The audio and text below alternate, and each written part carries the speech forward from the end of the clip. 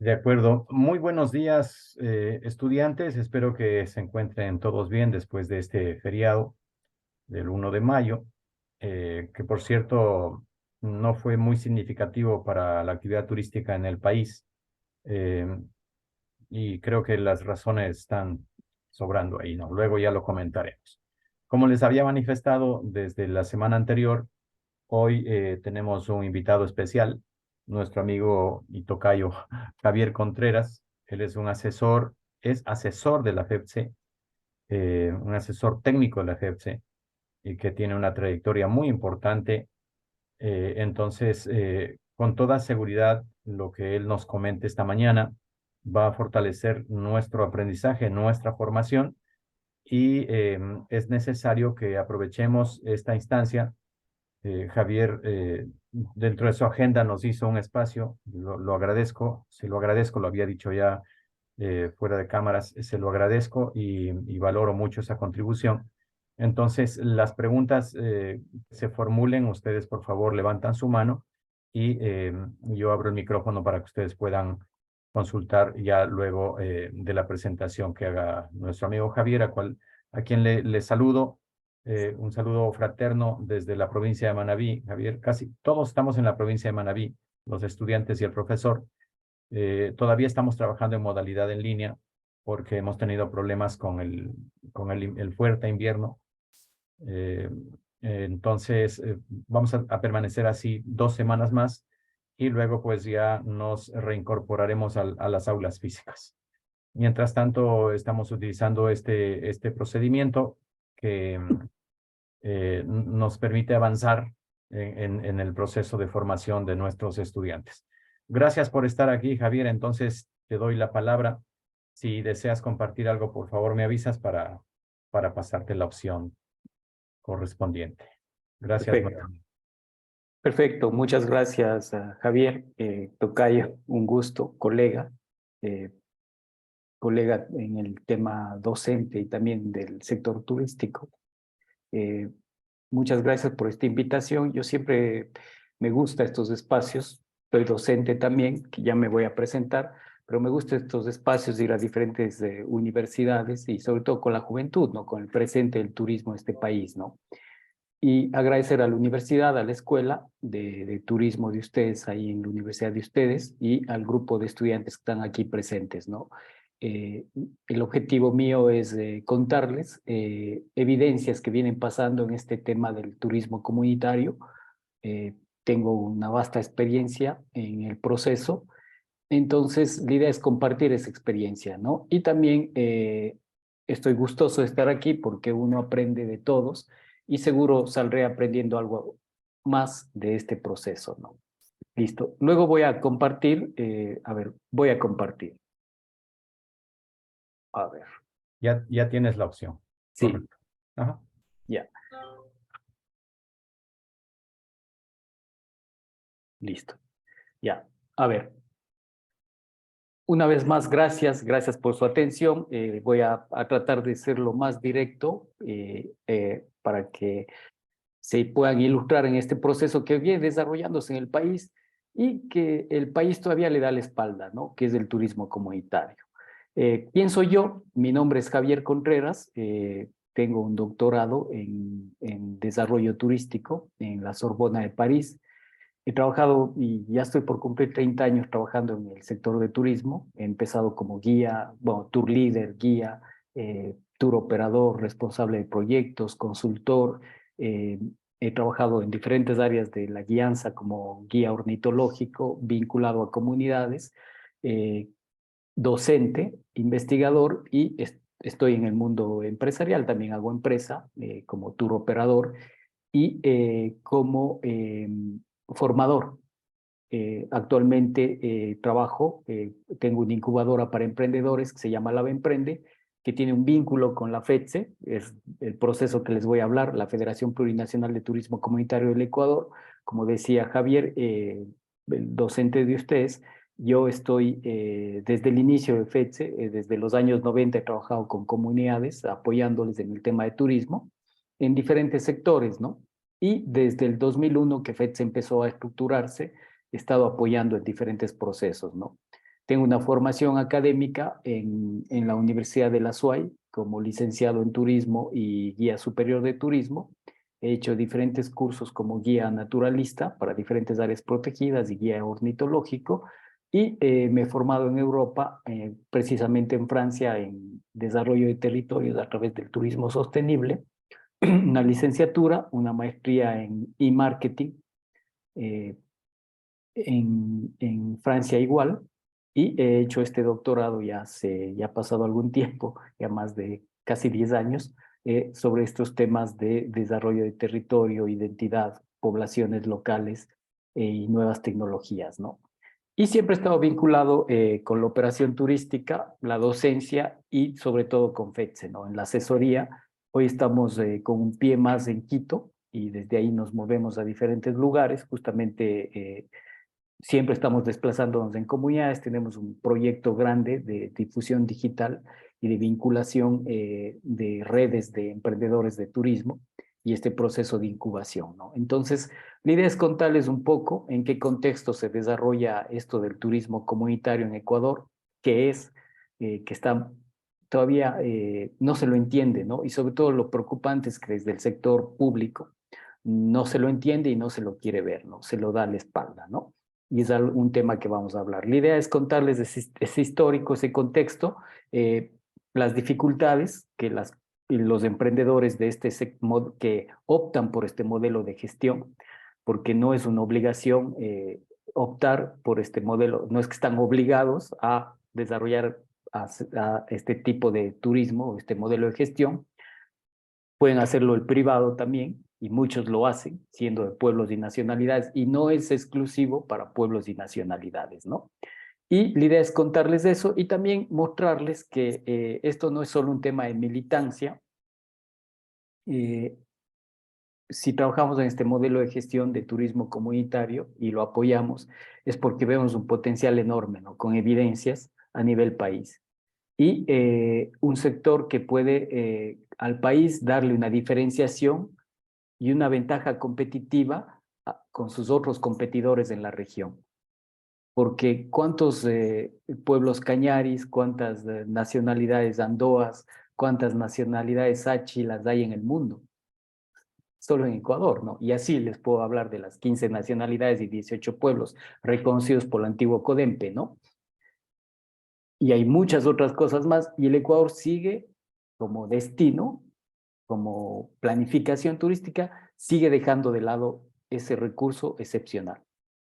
Y ese modelo interesante y que sobre todo, y ahí es lo importante y vamos a verlo, por qué nosotros nos enfocamos en esto y por qué entendemos que es un sector, un modelo de gestión y territorios en los cuales se pudiera desarrollar. Porque existe una demanda y es algo que luego lo vamos a conversar también aquí. Nosotros trabajamos, somos tour operador también, estamos vinculados con redes europeas que demandan este tipo de servicio bajo este modelo de gestión, bajo esos principios, esa filosofía, y el Ecuador sigue dando espaldas a esto. Desde los diferentes 30 años en esto y los diferentes ministerios, nos interesan por ese desconocimiento, por ese clasismo, por ese racismo, por esa falta de política de desarrollo de territorio y por esa creación de una política de cumplimiento de objetivos en papeles, ¿no? El país sigue en el tema turismo, ojo, en el tema turismo, no hablo de turismo comunitario, que está insertado ahí también, sigue trabajando una política de desarrollo de territorio o una política de promoción, más bien dicho, porque los últimos 8 años o 6 años, o sí, 8 años no ha habido desarrollo de territorio en temas turísticos, más ha habido un tema de promoción y desde la función pública la promoción no es la única área, ¿no? Y es difícil o incoherente promocionar algo que no está desarrollado o concebido.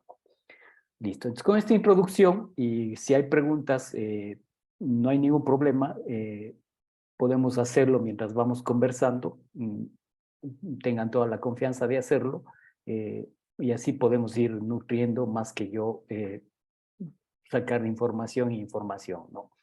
Ya. La idea es poderles hablar de este modelo de gestión, ¿no? Turismo comunitario. Haciendo bien la diferencia que el turismo comunitario es un modelo de gestión de la actividad turística, ¿no? Que se caracteriza por el tipo de gestor y de propietario de la actividad. Y en este caso, en Ecuador se ha desarrollado por estas comunidades indígenas y campesinas que tienen un histórico, que muchos se definen como originarios o que los podemos entender como originarios, otros no necesariamente son originarios, otros son mestizos. El Ecuador, la Constitución del Ecuador reconoce, les da derechos, muchos en papel, pocos en la aplicación se cumplen esos derechos a los pueblos y nacionalidades.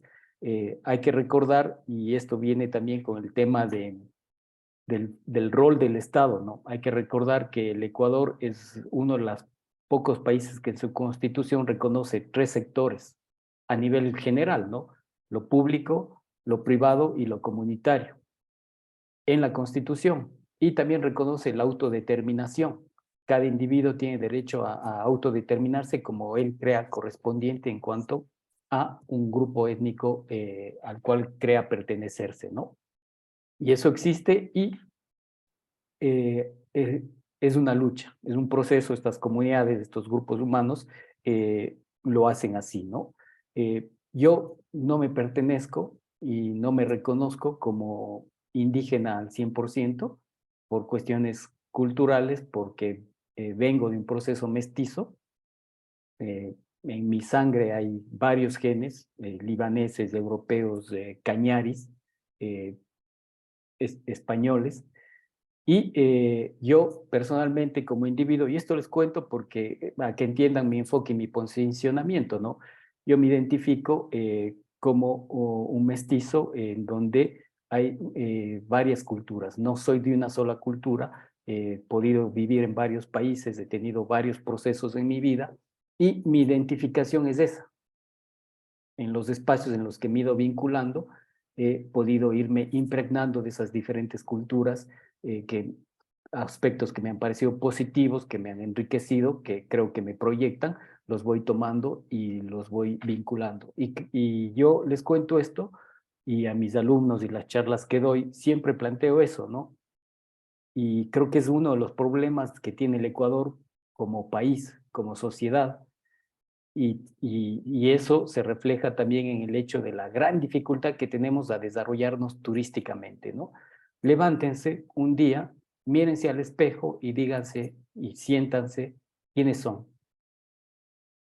¿Quiénes son? ¿Son mestizos, son indígenas, son chonos, son sáchilas? ¿Quiénes son? En este país mucha gente, la gran mayoría, según los censos del último de 2010, y vamos a esperar, nos decían que en febrero salía el censo que hicieron en diciembre, pero bueno, no sale todavía los resultados. Vamos a esperar a ver cómo la gente se autodefinido, ¿no?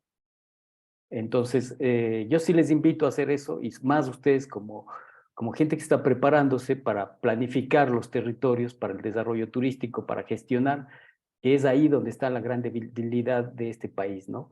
Gente que realmente tenga ese conocimiento de lo que es el territorio en donde vive, ¿no?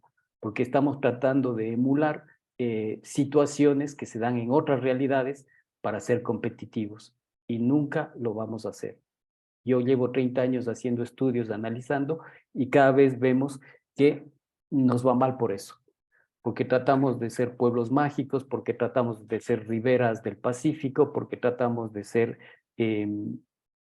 ciudades del millennium, pueblos del millennium, tratamos de ser malecones, tratamos de ser paseos turísticos, rutas gastronómicas, pero todo tratamos de ser, pero nunca tratamos de ser en base a la esencia que tenemos o a las esencias que tenemos. Siempre estamos poniendo capas y capas de cosas artificiales o tomadas inmediatamente de afuera, ¿no? Con esto no digo que hay que ser nacionalistas, hay que ser radicales, ¿no? Uno se va construyendo la cultura, la identidad no es algo estático, es algo dinámico, uno va enriqueciéndose y va siendo lo que va viviendo, ¿no? Va aprendiendo no solo de la experiencia, sino de todos, ¿no? Y creo que en turismo nos hace falta eso, ¿no? Como país, como sociedad, ¿no? Y sobre todo, conocerse los diferentes sectores, ¿no? El sector público no conoce al comunitario y lo ve con malos ojos, porque lo vincula con la CONAIE, lo vincula con la Ecuarunali, lo vincula con los paros, lo vincula con la suciedad, lo vincula con el desorden, ¿no? Y lo mantiene alejado, ¿no? Y el sector comunitario lo vincula al público, con la corrupción, con la coima, con el cambio o la inoperancia, y el sector privado igual. Son tres sectores, cada uno jalando por su lado, remando por su lado, y sin desarrollo de territorio no hay desarrollo turístico posible. Y en el territorio ecuatoriano no solo está lo comunitario, no solo está lo étnico, está lo privado, que también puede ser hecho por lo comunitario, por los pueblos y nacionalidades, a través de asociaciones o a través de individuos o familias, y está lo público. Entonces, a veces se trata de hacer acciones solo lo comunitario o solo lo privado, que lo privado lo hace bastante bien y hay que aplaudirlo. Hay muchos emprendedores privados que con gran esfuerzo, con muy poco apoyo o sin apoyo, han hecho grandes cosas en este país y es interesante, pero a veces a espaldas de lo comunitario y de lo público, ¿no? Y así trabajamos, ¿no? Cada uno por su barca, ¿no? Y los resultados están ahí, ¿no? A nivel de competencia turística en la región somos novenos de décimos, ¿no? De 10, perdón. Entonces no nos va nada bien, ¿no? Entonces sí esperamos tener resultados diferentes. ¿Por qué seguimos haciendo lo mismo? Y una de las razones por las cuales yo apoyo a la federación y a estos emprendimientos es porque ahí veo un potencial y veo al mismo tiempo que es el sector con menos posibilidades de acceso a capacitación continua, ¿no? A acceso a crédito. Si no, al ser emprendedor, la clave para el emprendimiento es capacitarse, ¿no? Los libros del conocimiento me permiten emprender, me permite ir direccionando mi vela hacia un puerto seguro, ¿no?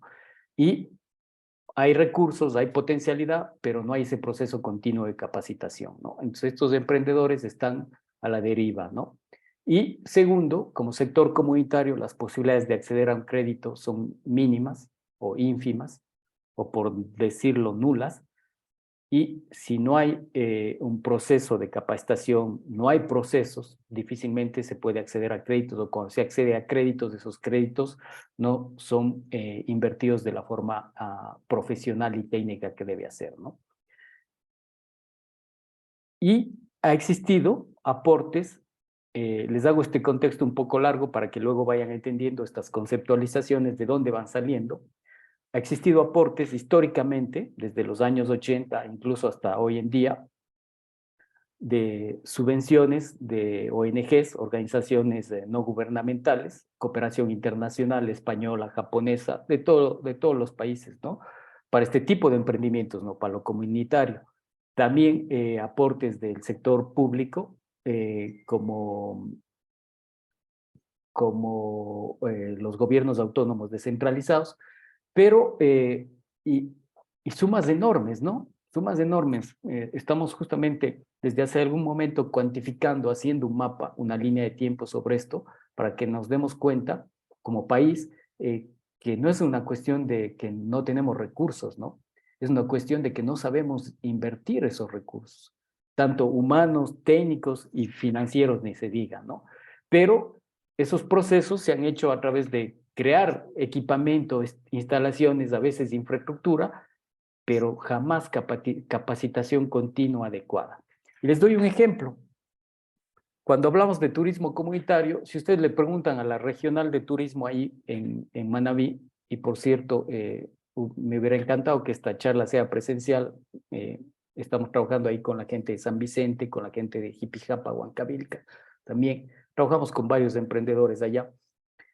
Pero bueno, la próxima podrá ser, si ustedes les preguntan a la gente allá, a los funcionarios, para un proyecto de turismo que les pide ayuda comunitario o asociativo, lo primero que piensan es darles un curso de guías locales, ¿no? Que ahora se denomina. Entonces, sí, yo soy crítico y el cuestionamiento y la técnica me permite decir, bueno, guías, si estoy pensando en hacer turismo, ya voy a ser guía, pero ¿cómo? ¿Para qué? ¿Para qué voy a tener un carnet o un diploma de guía luego de 6, 7 meses, ¿no? O 2 o 3 meses, no sé. Esos cursos, bueno, hay que cuestionarse también, ¿no? Entonces, ¿qué pasa? Es por la falta de conocimiento, ¿no? Porque primero habría que empezar en un tema de sensibilización, de valoración y de concientización para ese grupo humano que quiere hacer turismo de forma colectiva, para que entienda qué es el negocio del turismo, porque el turismo es un negocio, ¿no? Es una actividad socioeconómica con muchas aristas, ¿no? Social, ambiental, territorial, financiera, ¿no? Entonces, hacerle entender eso y a partir de ahí empezar a capacitar, pero no guías, porque guías es ya cuando todo está listo, ¿no? Quiere decir que la gente va a llegar para ser guiada, pero no tenemos nada, ¿no? Y muchas veces pasó, y yo fui parte de eso también, como consultor, trabajé para varias ONGs, no solo aquí, sino en Latinoamérica, donde la ONG lo primero que hacía es construir el Locho o el complejo turístico, las cabañas, ¿no? Y por ahí el curso de guías, tenga la llave, aquí están sus lodges, sus cabañas, y había guías naturalistas o locales o guías nativos que se llamaba antes, ¿no?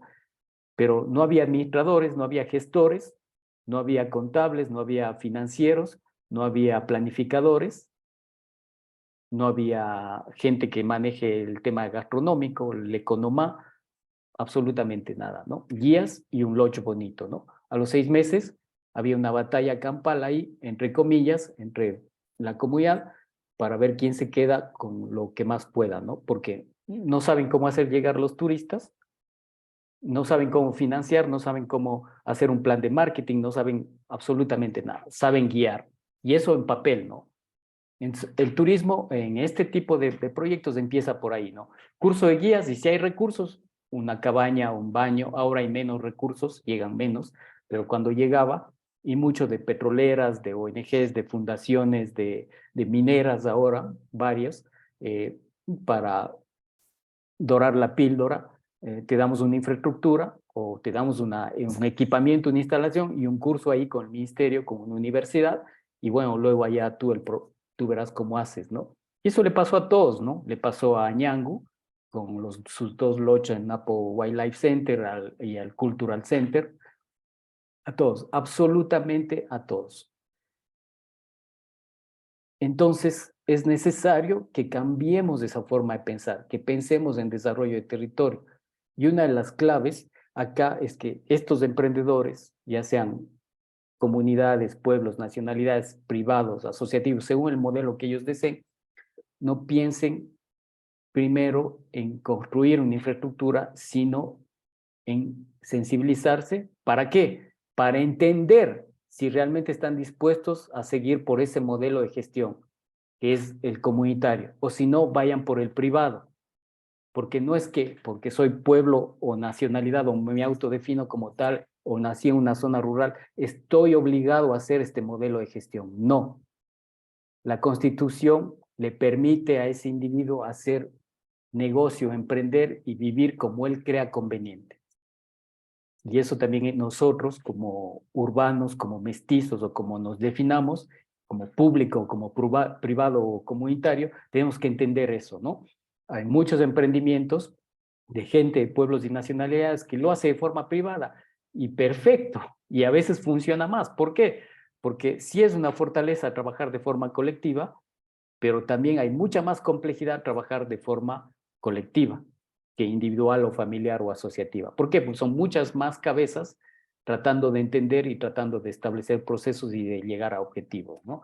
Y ahí está el tema, entender esos procesos. Por eso, la importancia de empezar por un tema de sensibilización, para que la gente, no es que porque soy indígena, soy campesino, soy rural, entiendo el turismo. Ojo, el turismo, y no porque soy urbano o porque salgo de la universidad, entiendo el negocio del turismo. A veces tengo que vivirlo, a veces paso por la teoría, pero tengo que vivirlo y experimentar ese proceso de ser empresario turístico. Y no se diga aún gente en zonas rurales con poco acceso a la formación, que entiendan el negocio del turismo y luego el modelo de gestión, no por qué vivo o hago la minga cada semana, entiendo un modelo comunitario colectivo. Y cuando digo entiendo, quiere decir que no están dispuestos a hacer ciertas concesiones, ¿no? Y es ahí el fracaso de muchos de estos proyectos, ¿no? O el estancamiento, y por eso el tema de esa falta de apoyo de los diferentes funcionarios, sobre todo porque son ellos los que frenan, los funcionarios medios de carrera, que están ahí ya 10, 15 años, tienen ese imaginario de que porque es indígena, campesino, comunitario, no funciona, es mala imagen, no hay que darles cabida, ¿no? Bueno, entonces, y yo quería hacerles esta introducción, esta reflexión sobre cuál es el contexto en el cual se desarrolla el Ecuador, ¿no? Y yo siempre pregunto, ¿existe realmente la aplicación de este modelo de gestión? Y yo ahí les invito, ¿no? En su provincia, en su localidad, ustedes deben conocer los proyectos de turismo, la red Jipijapa Huancavilca, Agua Blanca, lo que está haciendo en Puerto Cabuyal. Hay varios, ¿no? Emprendimientos que tal vez se me van ahí en Manabí y tal vez en otras localidades o provincias, ¿no? A la gente que le interese, cuestiónese, indague y si tiene pasión, pues vincúlese, ¿no? Vincúlese y busque hacer un espacio de trabajo y de desarrollo de esta actividad. Ya, entonces, dicho esto, el turismo comunitario está presente en el Ecuador desde mediados de la década de los 80, ¿no? Año 85, en la comunidad de Capirona, en la Amazonía, en Napo, y en Agua Blanca, justo en la provincia de ustedes, en la costa, ¿no? Y hoy en día son ellos los que empiezan, y esto nace porque, sobre todo con el apoyo de ONGs conservacionistas y de esta tendencia mundial de la Organización de las Naciones Unidas a poner fondos, ¿no? Apoyar fondos para la conservación de los bosques nativos, sobre todo en la Amazonía, y ya se venía viendo la depredación a través de actividades mineras, la expansión de la frontera agrícola, las fronteras urbanas, el crecimiento de estas poblaciones que habitaban ahí, esa pérdida de identidad, esa pérdida de recursos, esa explotación de esos recursos naturales y un desarrollo de un turismo clásico en donde estas comunidades, sobre todo en la Amazonía, en Misaguayí, que empieza en esos años a ser la puerta de ingreso, Misaguayí en Napo, en el Alto Napo, empieza a ser el ingreso de esos turistas aventureros, ¿no? De los años, los mochileros que conocíamos, que hoy se ven muy pocos, que eso ya no existe en Ecuador desde la dolarización. Entonces empiezan a llegar a buscar aventura a precio barato y sin mayores necesidades de confort o de higiene, ¿no? Y muchas agencias de baños de Quito empiezan a desarrollar ese tipo de actividades, tomando a las comunidades de esa zona, Capirona, Machacuyacu, Salvador Itaya, Yutsupino, bueno, se me van, son como 36 comunidades que son usadas en esta zona del Alto Napo como objetos del turismo, ¿no? Como objetos del turismo donde a través de una funda de azúcar, una funda de arroz, un paquete de gelatina, unos fósforos, unas velas, muestran sus danzas, muestran cómo hacen la chicha y les permiten acampar ahí en sus comunidades, ¿no? Sin pago, algunas pagadas, otras no, y es ahí que este compañero, que se me va el nombre, Tapuy, de la comunidad de Capirona, decide él decir, bueno, no lo dice así, pero él toma la decisión de organizarse y hacerlo directamente, ¿no? Con el apoyo de gente de Quito y empiezan a desarrollar la actividad directamente, ¿no? Con presión, con todo en contra, y es Capirona que empieza a desarrollar la actividad, a tomar los turistas directamente desde Misaguayí y a llevarlos a su comunidad de Capirona, que en esa época no se entraba por carro, sino por el río Pano, sí, ¿no? Sí, el río Pano, entraban por ahí y empiezan a hacer. Y las otras comunidades empiezan a integrarse, ¿no? Y se crea la Ricancia, que existe todavía. En esa época eran 36 comunidades del Alto Napo haciendo ecoturismo en forma, con ese tipo de mercado mochilero que buscaba la aventura, que esa zona todavía se veía flora y fauna porque no estaba tan urbana ni desarrollada como hoy en día. Y y no había el tema de minería que hoy existe y que es gravísimo. Entonces, había variedad, cantidad y sobre todo exotismo, ¿no? Y ellos mismos de cierta forma se folclorizaban, pero no había un conocimiento de gestión, de administración, de planificación, y eso fue decayendo, ¿no? Y encima, sin la planificación de territorio, ese tema cada vez, y con la dolarización, el país se volvió un destino caro, y con la dolarización se fue perdiendo este tipo de turista, ¿no? Que era el que le mantenía y que hizo que se genere grandes recursos, ¿no? La Ricansi empezó en los años 90 con 36 comunidades, hoy quedan 4 nomás, ¿no? Machacuyacu, Río Blanco, Chuaurco y eh, Pucachicta, ¿no? Son las 4 de las 36 que hacía. En Capirona ya no hace turismo. Tal es así, les cuento, Capirona construyó, empezaron ya cuando 2, 3, 5, 6 años, empezaron a llegar con el apoyo de las ONGs para este tema de conservación, se vino a hacer estudios, vino gente de la Natural Conserve para hacer estudios de universidades, sacaron los primeros manuales de ecoturismo, en esa época se hablaba de ecoturismo con gestión indígena o con participación indígena. Todavía desde la academia el indígena o el local o el nativo, el original o el comunitario era considerado objeto y las comunidades trataban de pensarse en sujeto, pero el proceso era largo, ¿no? Estamos hablando de los años 90 y ahí las comunidades empezaron a crear sus cabañas, sus comedores y la situación iba mejorando poco a poco, ¿no? En esa época, no sé si era Ministerio de Turismo ya, tal vez era CETUR o DITURI, CETUR, luego era Ministerio de Comunicación, Ministerio de Turismo, Ministerio INEFAN, que era el antecesor de lo que hoy es el Ministerio de Ambiente, eran los que daban los cursos de una forma muy rudimentaria, ¿no? Entonces así se fue desarrollando en Agua Blanca igual, ahí el Parque Nacional Machalilla, les formaron como guías, pero hasta ahora no hay administradores ahí, ¿no? No hay gente que se haya formado en la administración, hay una cantidad de guías en Agua Blanca, pero administradores, gestores de calidad, gestores de servicio, gestores de innovación, planificadores, comercializadores, estrategas de marketing, no, guías nativos. Como si la gente de las comunidades, de las zonas rurales, solo puede aspirar a ser un guía nativo, ¿no? Y con esto no digo que sea malo ser guía nativo, no, es parte de la cadena de desarrollo turístico, pero ¿por qué no alguien de la comunidad puede ser un gestor, ¿no? Y un planificador, un comercializador, ¿no? Ya les doy un ejemplo de, de Añangu. Ellos están en el Parque Nacional Yasuní, en la ribera sur del río Napo. Tienen 2 lodges. Ellos son colonos de esta zona, llegaron también en el año 85 allá y empezaron a hacer turismo en la laguna de Añangu. Hoy tienen 2 lodges que deben conocerlos, no sé si tal vez han ido o por información virtual. Y es gente que tiene una ganancia neta año 2022 de $800,000, ¿no? Ganancia ya neta, ¿no? Y tienen más de 80 personas trabajando en los 2 lodges, tanto en comunidad como en Quito con una oficina de representación, de ventas y gestión, ¿no?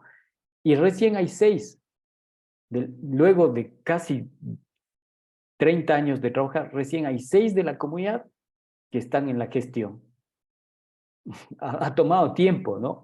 Y todavía no toman las riendas directamente, ¿no? Ya, entonces eso nos hace reflexionar que el país se mueve todavía en una situación clasista, racista y de desconfianza mutua, ¿no? Y el turismo eso hace que se frene el desarrollo del territorio. Ya. Este turismo comunitario empieza apoyado por las ONGs, por las tendencias que vienen de afuera, de investigadores, de las organizaciones internacionales, a hablar de la conservación de la identidad, de la conservación de esos recursos de los pueblos indígenas. Y ahí hay varios líderes.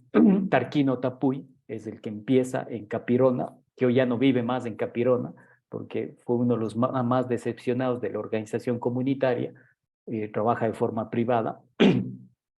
Vive en el Coca hoy en día, pero fue uno de los gestores, ¿no? Y Paul Martínez en Agua Blanca, ¿no? Que deben conocerlo tal vez. Entonces, y ahí hay otras organizaciones que van también vinculándose, ¿no?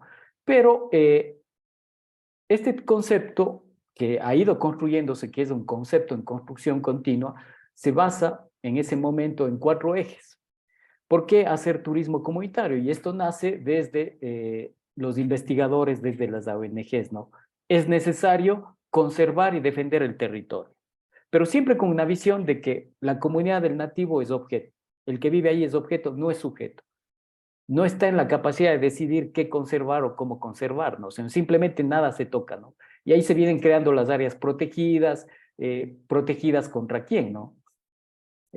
Cuando vemos cómo pasan nuestras áreas protegidas, nuestro sistema, nuestro SNAP, donde hay explotación minera, maderera, hay petrolera, hay invasiones, y un nativo no puede cazar y no puede cortar un árbol para hacerse un bote o una lancha, ¿no? Pero la minera, la maderera, la petrolera, ellos pueden hacer lo que sea con cuántas hectáreas, ¿no? Así funcionan nuestras áreas protegidas, ¿no? Y me van a decir, ah, no, pero eso es mala imagen para nuestra actividad turística. El decirlo, no, porque el turista va a verlo, ¿no? Lo ve, se da cuenta. La minoría, porque la gran mayoría también vive en una pecera, en una burbuja, ¿no? Viene a ver solo lo que entiende, ¿no? Pero nosotros, como desarrolladores de territorio, no podemos callarnos, tenemos que decir lo que está pasando en nuestro Sistema Nacional de Áreas Protegidas, ¿no? Y esto está vinculado con los modelos de gestión y con el entendimiento protegidas para quién y para qué y contra quién, ¿no? Ya, entonces ahí viene este concepto de defensa de territorio, ¿no? ¿Por qué hacer este modelo de gestión? ¿Por qué tomar una actividad exógena como el turismo, que viene de afuera, y adaptarla a esa realidad? Y no es una sola realidad. Este país mega diverso, plurinacional, pluricultural, hablamos de 15 nacionalidades y 18 pueblos, ¿no? Muy diversos. Entonces, no es una sola realidad, no es solo un proceso de adaptación, han sido múltiples procesos de adaptación de ese modelo de gestión y muchos con fracaso. Y no hay que tenerle miedo al fracaso, el fracaso es parte de la vida y del aprendizaje, ¿no? Entonces, se plantean y se van conceptualizando, defendemos y gestionamos el territorio, porque no es solo cuestión de decir, este bosque no se toca, esta costa no se toca, esta playa no se toca, pero la gente está muriendo de hambre, la gente no tiene de qué vivir, pues ahí tiene un bosque, ahí tiene una montaña, ahí tiene una llanura, una pradera, pues hágalo producir, aprovéchelo para que no muera de hambre y aprovéchelo de forma sostenible. Entonces ahí viene el tema defensa y gestión del territorio. Sin territorio no se puede seguir existiendo con esa forma de vida que ellos pretenden entender. Y al Ecuador le pasa igual. Y vemos, ¿no? Hoy cada vez tenemos menos territorio. Con esto de la violencia que vive el país, ¿no? La gente está encerrándose en su espacio. Y es un tema de entender y de defender y gestionar el territorio. Cada vez menos hay espacio público, ¿no? Cada vez hay más estos lugares cerrados donde vive la gente que tiene más recursos económicos cerrados. Y cada vez calles cerradas, cada vez menos espacio público. Y así queremos ser destino turístico, ¿no? ¿Cómo el turista va a transitar por espacios cerrados, ¿no? Donde solo ciertas élites pueden vivir. Y el país se está desarrollando así. Quito, Guayaquil, Manta igual, ¿no? Empiezan ese proceso, Puerto Viejo también, ¿no? Y abandonando los centros, ¿no? No estamos defendiendo ni gestionando el territorio. Y Quito le pasa eso. La Mariscal, el centro histórico, lugares emblemáticos, el corazón del desarrollo turístico de este país, la joya de la corona turística de este país, y cultural, y histórica y arquitectónica, está en manos de nadie, abandonado. Los turistas no se quedan, es muy peligroso. Y no solo por ahora, desde hace algún rato esos lugares turísticos están siendo abandonados y solo hay pequeñas islas de hoteles privados, que está bien, pero solo ahí pueden transitar los turistas. Porque si salen a las 6 de la tarde o 5 de la tarde por ciertas zonas del centro histórico, y no se diga la Mariscal, a riesgo de cada uno, ¿no? Así nunca seremos turísticos, ¿no? Ya. Y en los territorios pasa igual, en las comunidades, ¿no? Las comunidades tienen derecho a ese territorio, autodeterminación, los pueblos y las nacionalidades, pero cada vez son más invadidos por estas actividades extractivistas, ¿no? Mineras, petroleras, madereras, ¿no? Donde les cierran los espacios, les cortan el acceso al agua, les contaminan sus espacios colectivos, hay contaminación visual, hay contaminación sonora, auditiva, y con eso vienen tantos otros problemas, ¿no? Colonización, prostitución, alcoholismo, ¿no? Si no, pregúntenles a los guaraníes, ¿no? Cómo han entendido desde los años 50 que fueron contactados por nuestra civilización, ellos han aprendido a vivir con el Estado, con los misioneros, con los petroleros, los madereros y los cazadores furtivos, ¿no? Entonces, no podemos esperar nada más, ¿no? El Estado no está presente en los territorios. El turismo comunitario entendido como una herramienta para este tipo, ¿no? Gestión del patrimonio local. Estas comunidades tienen un patrimonio, ¿no? Un saber hacer, una forma de vestirse, una forma de bailar, una forma de reírse, una forma de enamorarse, una forma de cultivar, una forma de cosechar, que es diferente entre ellos y entre todos, ¿no? Entonces, la idea es esa, ¿no? Tomar conciencia de esa realidad pasada, presente y futura, y lo que pueden aprender y legar a los semejantes y a su gente, ¿no? Yo les doy ahí un dato. Yo hice un estudio por 5 años en diferentes comunidades de Latinoamérica que hacen turismo, porque yo me cuestionaba y decía, bueno, a este concepto de turismo comunitario le damos todo ese peso, ¿no? Conservar esto, conservar el otro, proteger el otro y el otro y el otro, ¿no? Entonces, investigué comunidades que hacían turismo y no, familias que hacían turismo y no, y pude ver que no es al turismo de hacer esto, sino a la política pública, porque igual, y les doy el ejemplo en Ecuador, las lenguas nativas, por más que hagan turismo, las comunidades tienen un discurso identitario fuerte, pero lo están perdiendo. Las nuevas generaciones de 20 años para abajo ya no hablan los idiomas, no es la generación de lo entiendo, pero no lo hablo. ¿Por qué? Porque la generación de 40 para arriba les habla en español.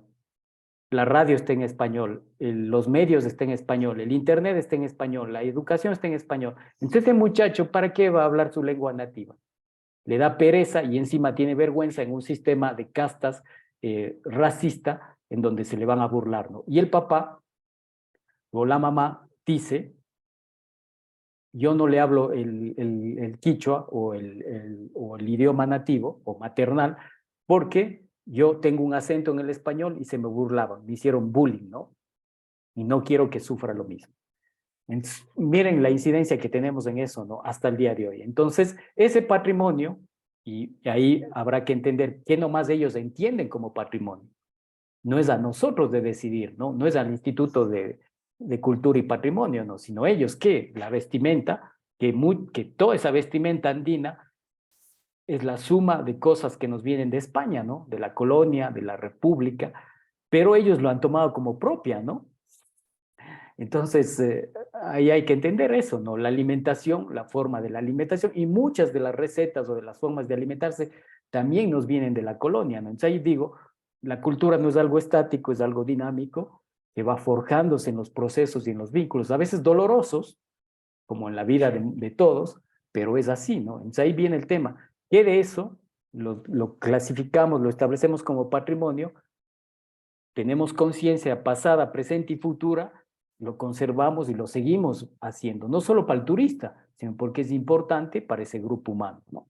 Luego está el fortalecimiento organizativo, que también es una gran debilidad. Muchos de los proyectos de turismo comunitario más han servido para romper esa organización comunitaria. ¿Por qué? Porque no ha habido un proceso de planificación, sino hubo dinero, hubo infraestructura, instalaciones, equipamientos, curso de guías, pero no hubo el proceso de sensibilización ni de capacitación continua para que esa gente esté presta a resolver las problemáticas y los conflictos que siempre van a haber en lo público, en lo privado y en lo comunitario. Esa problemática, esa dificultad, ese egoísmo, ese celo, ese conflicto, ese chisme que existe, no es porque son comunidades indígenas y campesinas, es porque son humanos.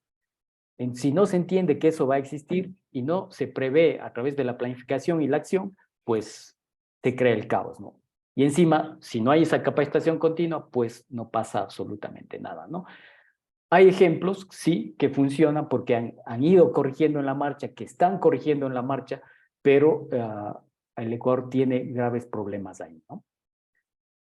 Hay una estructura organizativa como parte fundamental que busca reivindicar derechos y sobre todo obligaciones, ¿no? Luego, el cuarto eje es la distribución equitativa de tareas y beneficios. Esto es bien interesante y esto viene con el tema de género, que en el mundo indígena, en el mundo andino es complejo. Los derechos también de las mujeres, de los niños, que se habla poco, pero pasa muchos este rato les hablo de memoria las cifras, pero cerca del 86% de los emprendimientos de este tipo están trabajados por mujeres. Pero, o más bien dicho, hay un 86% de participación de mujeres, ¿no? En las diferentes tareas. Pero solo el 6% está dirigido por mujeres. Entonces ahí hay un problema también, ¿no? ¿Quién toma las decisiones? ¿Quién cuenta el dinero? ¿Quién hace las negociaciones? El 94% son hombres, ¿no? Y cuando digo que hay un problema, es porque hay un tema de distribución equitativa, ¿no? Y esto viene dado también por la capacitación continua. Yo vuelvo e insisto, la capacitación continua es la clave para emprender. Entonces, y muchos de los proyectos han logrado resurgir o surgir porque ha habido un líder comprometido, con visión, ¿no? Pero cuando ese líder se va, cae. ¿Cae por qué? Porque no hay esa capacitación a los otros, ¿no? Y no es continuo. Entonces, lo que él aprendió se va con él y a veces no transmite esos procesos, ¿no? Y no es una repartición comunitaria, solidaria, comunista, igualitaria, no. No, es una repartición equitativa. ¿Qué quiere decir esto? En función de lo que tú aportas, recibes. Porque hay mucha gente de comunidad que dice, va a la asamblea, firma, está de acuerdo al proyecto y a los 6 meses dice, muy bien, denme mi parte, ¿cuánto me toca a mí? Y no se le vio nunca más. Entonces ahí le quieren cortar la cabeza al director de turismo, al responsable de turismo, al gerente. No, no hizo nada, no hizo nada, hasta a veces trae el chisme nomás. Pero ya quiere su parte, ¿no? Y para esto hay un modelo de gestión, ¿no? Cómo se estructura, ¿no? Entonces una distribución equitativa. Este es el cuarto principio. En función de lo que aporta, recibe. No es que porque ya me autodefino como indígena, parte de esa comunidad, a mí me dan tanto, no. Si usted es gerente, usted ganará en función de eso. Ah, pero ¿está preparado para eso? No, pues prepárese. Porque hay comunidades, yo he visto, que al jardinero le pagan $500 y al gerente $500. Imposible, posible. El nivel de responsabilidad y de conocimiento no es el mismo. No puede ganar. Con todo respeto para el jardinero, ¿no? Está bien que gane su dinero, pero que haga un buen trabajo, pero la responsabilidad no es la misma, ¿no? Entonces, ese es otro eje, otro principio. Si eso no se cumple, olvídese, no es el modelo de gestión, ¿no? Y luego está el otro elemento que se ha venido integrando, porque algo que se les ha dicho siempre a las comunidades, tanto del público como el privado, hasta el día de hoy, hasta ayer, incluso hasta hoy día, si están reunidos hablando del tema, van a decir, las comunidades no saben de turismo. Esos indios, ¿qué saben de turismo, no? Llevan más de 40 años haciéndolo, al día a día, trabajando con turistas, haciendo negocio, con errores, con dificultades, con fracasos, sí, pero llevan haciéndolo, y ahí viene el tema. Y se han formado. Es entender al sistema turístico y sus elementos, ¿no? Que es una actividad multidisciplinaria con enfoque sobre todo comercial. Eso no hay que perder de vista, porque esto no es solo un tema social. Hago turismo para conservar el bosque. Eso es un cuento. No, usted hace turismo porque necesita generar recursos. Y cuando una vez que genere esos recursos económicos de forma profesional, aprovechando y no explotando, podrá conservar ese bosque. Porque mucha gente dice, hago turismo para conservar la lengua maternal. Olvídese, no. Haga turismo, haga un negocio rentable y con un porcentaje de esa rentabilidad, haga programas para conservar esa lengua maternal.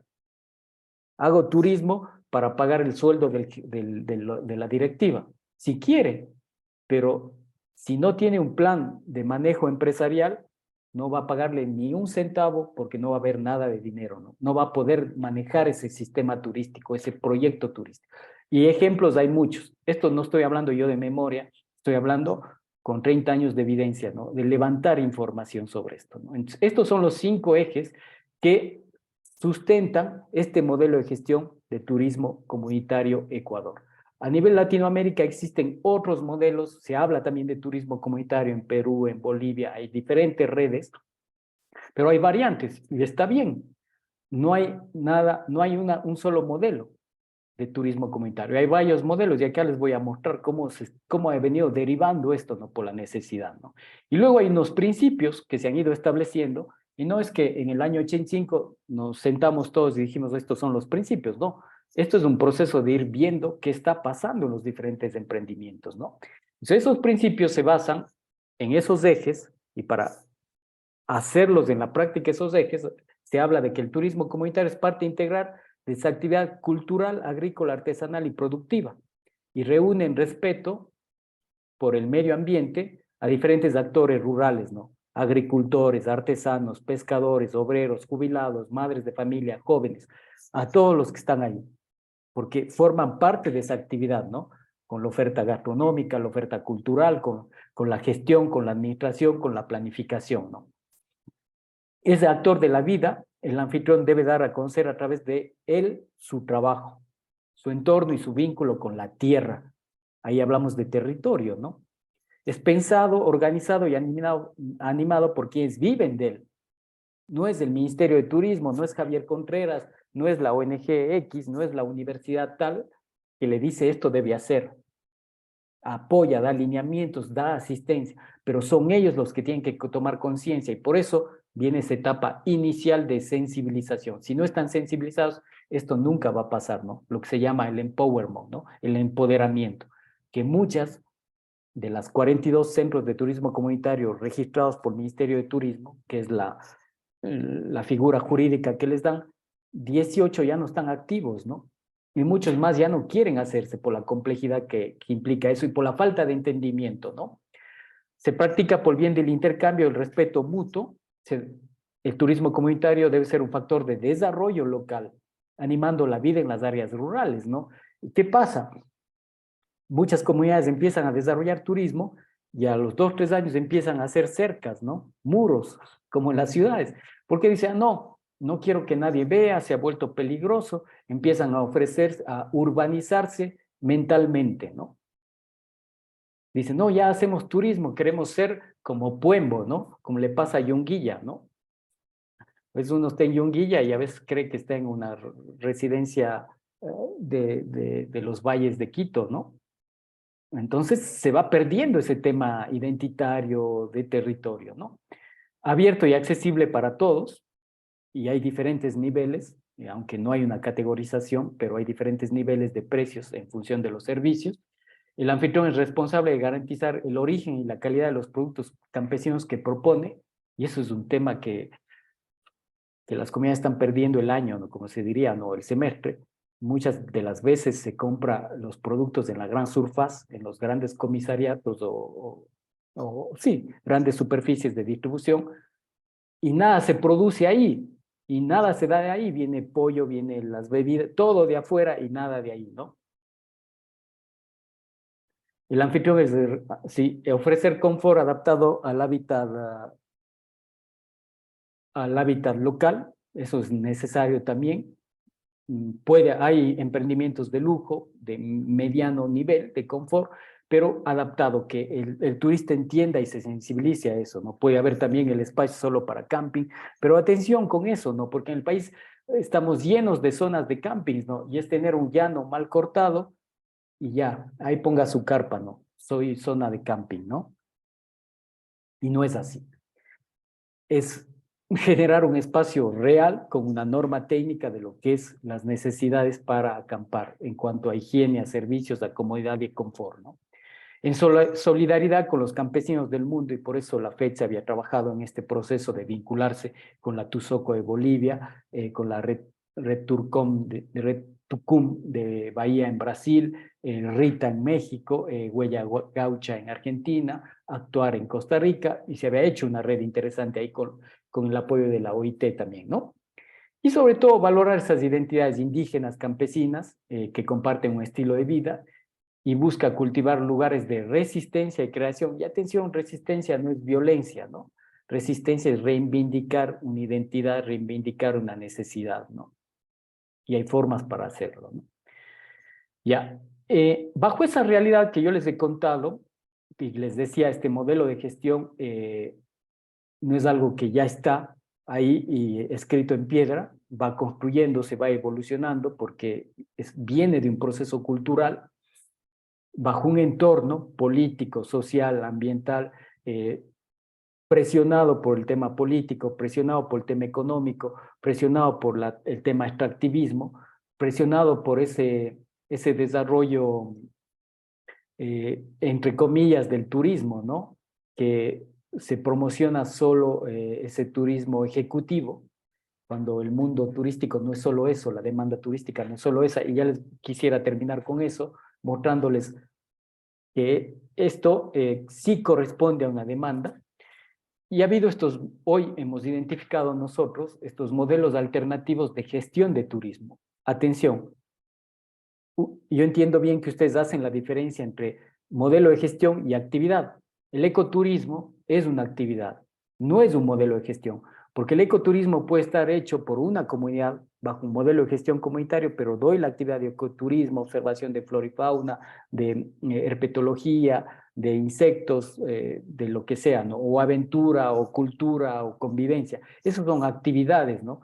Que los modelos de gestión privado y comunitario lo pueden hacer. Y dentro de lo comunitario, o más bien dicho, dentro de lo comunitario está el turismo comunitario en sí, ¿no? Que es la comunidad a través de su directiva de turismo y con el aporte de trabajadores de la misma comunidad, gestionan el emprendimiento, registrados como centros de turismo comunitario por el Ministerio de Turismo.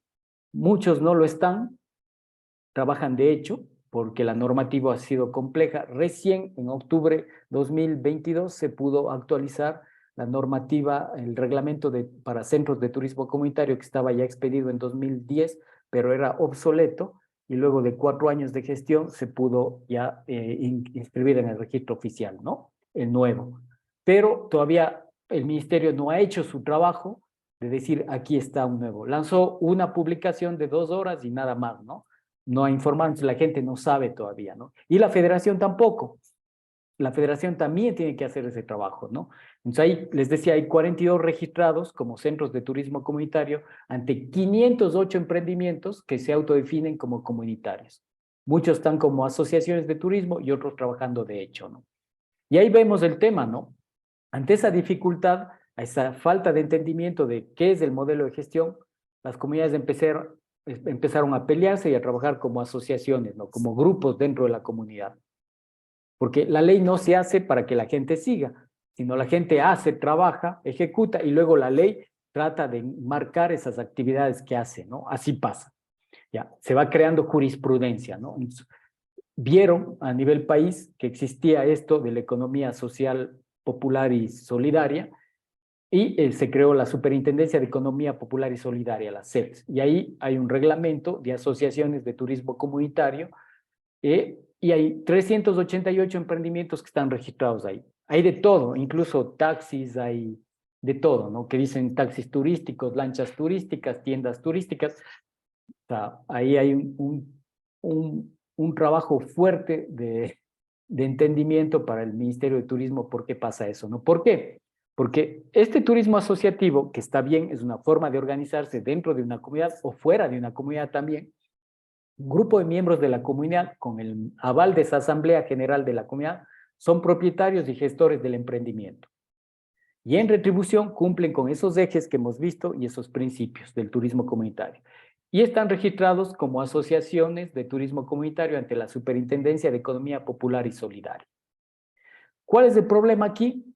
Es que según la ley de turismo, toda persona natural o jurídica que haga turismo debe estar registrado por el Ministerio de Turismo. Entonces, estos 388, el Ministerio de Turismo no les tiene en el radar, ni sabe ni quiere. Le hemos dicho, le hemos mostrado al secretario de Normativa y Control y cada vez desvía la atención, ¿no? No quiere meterse en eso. ¿Por qué? Porque hay que ir a territorio a solucionar ese problema, no a clausurar, porque la ley no es para impedir, la ley es para motivar, para desarrollar y enmarcar el desarrollo. No para decir, no, usted no puede hacer, chau, se fue, como les pasó a las comunidades en los años 80 y 90, ¿no? La Asociación de Hoteleros, las cámaras de turismo pedían clausura de las comunidades, porque decían competencia desleal, ¿no? Así seguimos pensando, ¿no? sino la ley es para enmarcar, no para prohibir, para desarrollar. Por eso la gente migra y se va caminando por el Darién, porque la ley y los funcionarios que son encargados de aplicar esa ley no permiten que la gente desarrolle actividades, sino le prohíbe. Y por eso mucha gente, muchas comunidades quisieron hacerse centros de turismo comunitario y ante la imposibilidad de ese reglamento optaron por lo asociativo, que no pueden esperar de manos cruzadas, ¿no? Y el Estado, bueno, rápidamente creó ese reglamento, pero ahí el Estado se encontró con ese problema, ¿no? El Ministerio de Turismo rige a 42 centros de turismo comunitario, pero 388 que están como asociaciones, no les puede dar promoción, no les puede dar capacitación, no les puede controlar. O sea, el Ministerio de Turismo es ineficiente, no sirve. O hace algo o sigue en la ineficiencia, ¿no? Y encima hay otro tanto más, cerca de 80, que trabajan de hecho, es decir, sin ningún registro del Estado, ¿no? Y luego, y aquí vemos mucho el turismo familiar, es otra evolución, ¿no? También de esa complejidad de trabajar como comunidad, como asociativo, por peleas internas, por falta de capacitación continua y sensibilización y entendimiento de todos los actores, de lo público, de lo privado y de lo comunitario, la gente evoluciona, porque no podemos esperar sentados muriéndonos de hambre, ¿no? Como familias han puesto sus comedores, sus cabañas, sus hospedajes. Y lo que se ha planteado desde la conceptualización es que una o varias familias de la comunidad emprenden con el aval del directorio de la comunidad, cumpliendo los ejes y principios del turismo comunitario, y el registro pudiera ser a través de la comunidad ante el Ministerio de Turismo como parte del CTC. En la nueva reglamentación está concebido esto, pero vamos a ver cómo se da en la aplicación, ¿no? Entonces está funcionando así, esa es la realidad de nuestro país en este modelo de gestión, ¿no? Javier, ¿me permites una pregunta ahí Sí. con esa diapositiva que tienes? Perdona. Muy interesante lo que nos has comentado hasta el momento. En la legislación actual, y tú lo has mencionado ya, se registra el tema este del turismo comunitario en un reglamento de registro de establecimientos, ¿verdad? Pero no existen esas otras dos figuras que a la larga se aplican, ¿eh? Aquí en Manabí tenemos las tres. Sí, Definitivamente, ¿no? en Ahora todo el país. me estoy ubicando en los diferentes lugares, ¿no? Donde aplica este llamado dentro de los modelos alternativos del turismo comunitario, el turismo familiar, el asociativo y el comunitario per se. De hecho, tenemos un solo establecimiento registrado que no es Agua Blanca, tú lo sabes, No, ¿no? No es Agua Blanca, no, es las Gilces allá en Puerto Viejo. sí, es Entonces, el cerca único. de Crucita. Entonces, nada, tenemos serias debilidades, pero mientras no esté normado, ¿cómo se puede aterrizar esto en territorio efectivamente, ¿no? Es decir, las personas, los grupos humanos organizados, sean familiares o comunitarios, van a seguir desarrollando el turismo comunitario al margen de la norma establecida, porque no hay precisiones, porque no se ha hecho un estudio preciso sobre estas alternativas de la gestión del turismo en general. ¿Cuál es tu apreciación, Javier? Gracias. Sí, a ver, yo los últimos 4 años, y esa fue una de las razones por las que regresé a instalarme a Ecuador, fue para actualizar el reglamento de esta realidad que yo ya conocía en territorio, ¿no? ¿Por qué? Y yo no me hago aquí el santo ni el líder supremo ni nada, sino porque yo veía un freno en mi desarrollo económico empresarial. Al trabajar con redes europeas de turismo ético y solidario, hay un interés de trabajar con este tipo de emprendedores, ¿no? Que los principios, los ejes, se encajan muy bien a esto del turismo ético y solidario, que es la única marca registrada en el mundo dentro de la economía social y solidaria, ¿no? De turismo en este sentido. Pero cuando les pedían factura, no había. Cuando les pedían cuentas, no había. Cuando les pedían las posibilidades de hacer aportes, porque trabajamos con Fondo de Desarrollo de Territorio, que aporta el turista un porcentaje de lo que paga del viaje para ayudarles a estos emprendedores, no había cómo, porque no había algo normado aquí. Entonces, ¿qué hacían? Se iban a otros territorios, ¿no? A Perú, a Colombia. Nos seguimos yendo a otros territorios que están normando, que están trabajando de forma correcta. Entonces, ¿cómo puedo hacer negocio con alguien que no me puede dar factura, con alguien que no hace de forma profesional? Entonces, ¿qué hago? Me voy, busco otro asociado. Entonces, en ese proceso vinimos a hacer esa actualización. Hemos pasado 4 años haciendo la reglamentación. Y el ministerio se cerró por todos lados, tanto el anterior de Lenin Moreno como este de Lazo, para no dar apertura ni a lo asociativo ni a lo familiar. Se cerraron, no quieren. Y siguen incluso, no quieren, ¿por qué? Porque tienen miedo. Son funcionarios miedosos. Y les he dicho en la cara a todos ellos. Y muchos son amigos, gente con la que hemos trabajado. Tienen miedo de tomar al toro por los cuernos. Y prefieren que eso siga ahí. Y si ustedes ven la publicidad del Ministerio de Turismo, ¿qué está promocionando ahora? Turismo rural, ¿no? Y usando las comunidades como objeto, ¿no? Pero nunca dice asociativo, familiar ni comunitario, porque saben que ahí está el PUS, y el PUS es causado por la mediocridad de ellos como funcionarios. Y no quieren limpiar eso. Pero eso no va a impedir que esta gente siga trabajando. Porque yo les he dicho al ministerio, vaya y clausure a los 388 emprendimientos asociativos. Vaya. La ley le dice, nunca lo van a hacer. Nunca. No pueden, porque se les viene el mundo encima, ¿no? Pero, ¿qué pasa? Esta gente, lo familiar, lo asociativo y lo comunitario, no accede a capacitación, no accede a promoción, no accede a posibilidades de hacer negocio, no accede a subir su nivel, y no hablo de standing, sino hablo de calidad en el sentido de lo que puedo ofrecer. ¿Y qué pasa? Siguen la mediocridad. Y encima, con recursos excepcionales y fantásticos, ¿no? Como las Gilses, por ejemplo, ¿no? O como Agua Blanca, ¿no? Agua Blanca sigue siendo el pequeño museíto que dura 15 minutos y cobro $5, si no estoy mal, y con una comida de mala calidad, o no con variedad, y nada más. Y con las posas ahí, con el masaje, o sea, ha pasado ya 40 años y no hay una innovación ahí. No hay gente de ahí que proyecte ese espacio excepcional en un lugar excepcional. Ese debería ser un emporio del desarrollo turístico de este país. Y no.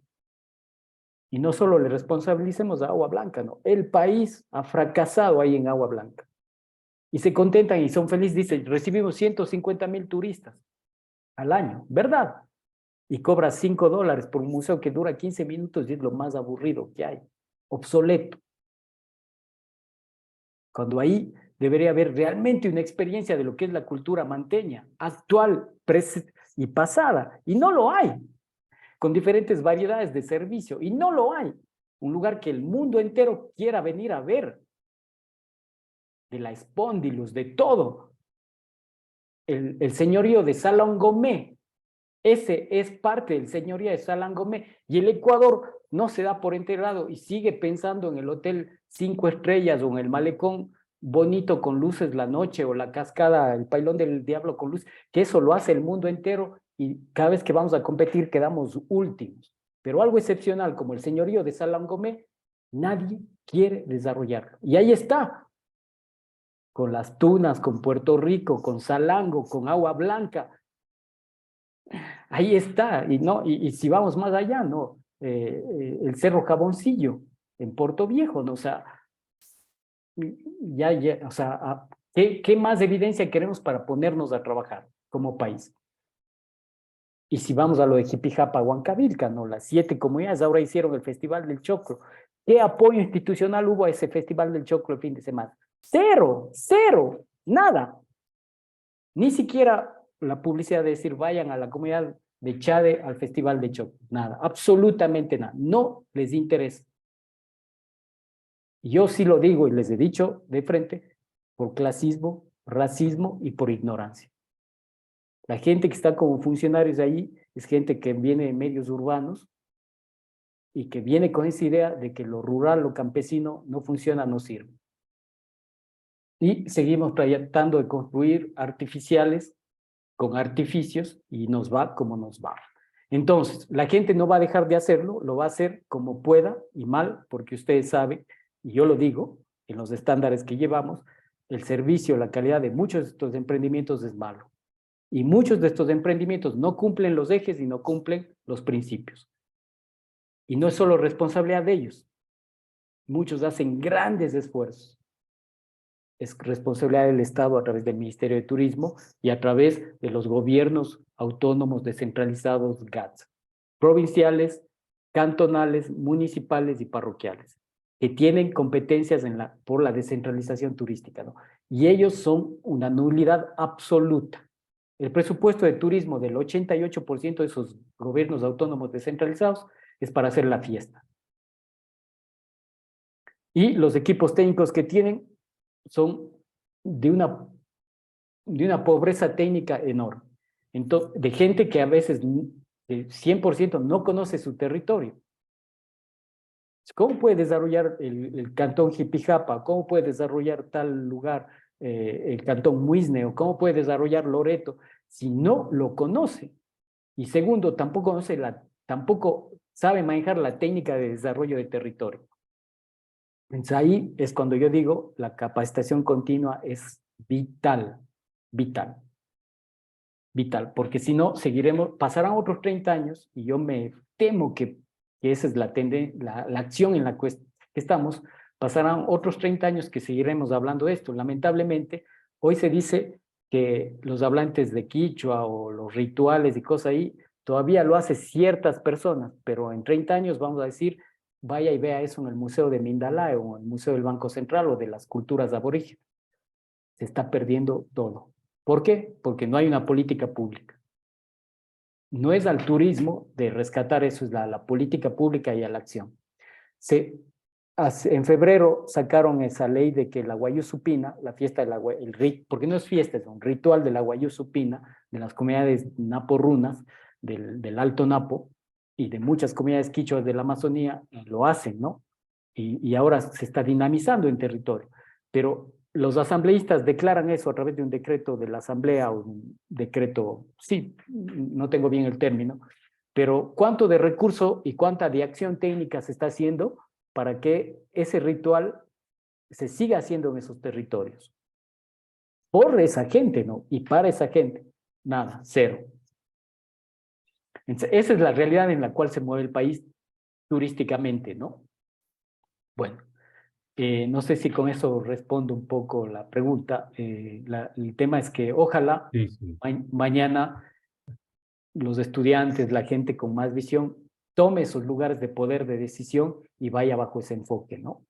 A veces yo también estoy en la academia, vengo de la academia, y la academia tiene mucha responsabilidad también, porque también en la academia está a espaldas de estos procesos. Le hace falta realmente, como se dice, ensuciarse las botas, ¿no? Arremangarse las mangas y ir a territorio, ¿no? Y yo doy un ejemplo, ¿no? No voy a dar el nombre de la universidad, yo he colaborado con varias de ellas, pero a veces los proyectos de vinculación no se hacen en función de la necesidad del territorio, y no hablo de un comunitario, ¿no? Sino de un territorio X, sino en la necesidad de cumplir un objetivo académico, que es necesario, pero no debe ser el único objetivo, sino identificar esa problemática y ahí inmiscuirnos, ¿no? Bueno, Javier, sí, perdóname, o sea, tanto tomo en serio lo que tú has mencionado, es que nosotros como universidad, de hecho, las 5 universidades que tenemos la carrera de turismo aquí en la provincia de Manabí, hemos trabajado en colectivo con el Ministerio de Turismo, con Congope y el mismo Consejo Provincial, el Plan Estratégico de Turismo Sostenible para Manabí con un horizonte 2030. Y una de las líneas maestras, Javier, es justamente el turismo rural, porque con el mismo criterio con el que tú has mencionado, tus apreciaciones, pues yo también soy muy crítico en este sentido.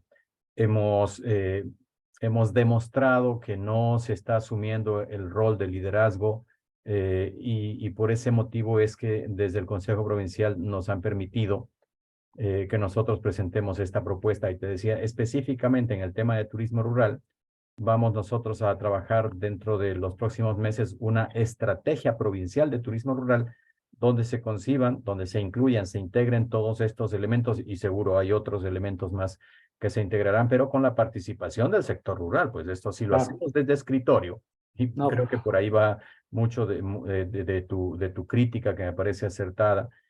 Muchas veces hacemos cosas desde escritorio sin considerar la participación del habitante, el habitante local, pues donde se vive la realidad, donde en invierno tenemos que enlodarnos, no hay problema, pues lo hacemos, ¿no? Eh, Sí, yo hablaba yo colaboro debes conocerle a Luis Andrade de sí, cómo la no. SPAN. Claro, cómo no. Con él mismo habíamos trabajado ya Sí, algunas ideas generales de cómo desarrollar también el turismo comunitario en esa zona de la provincia.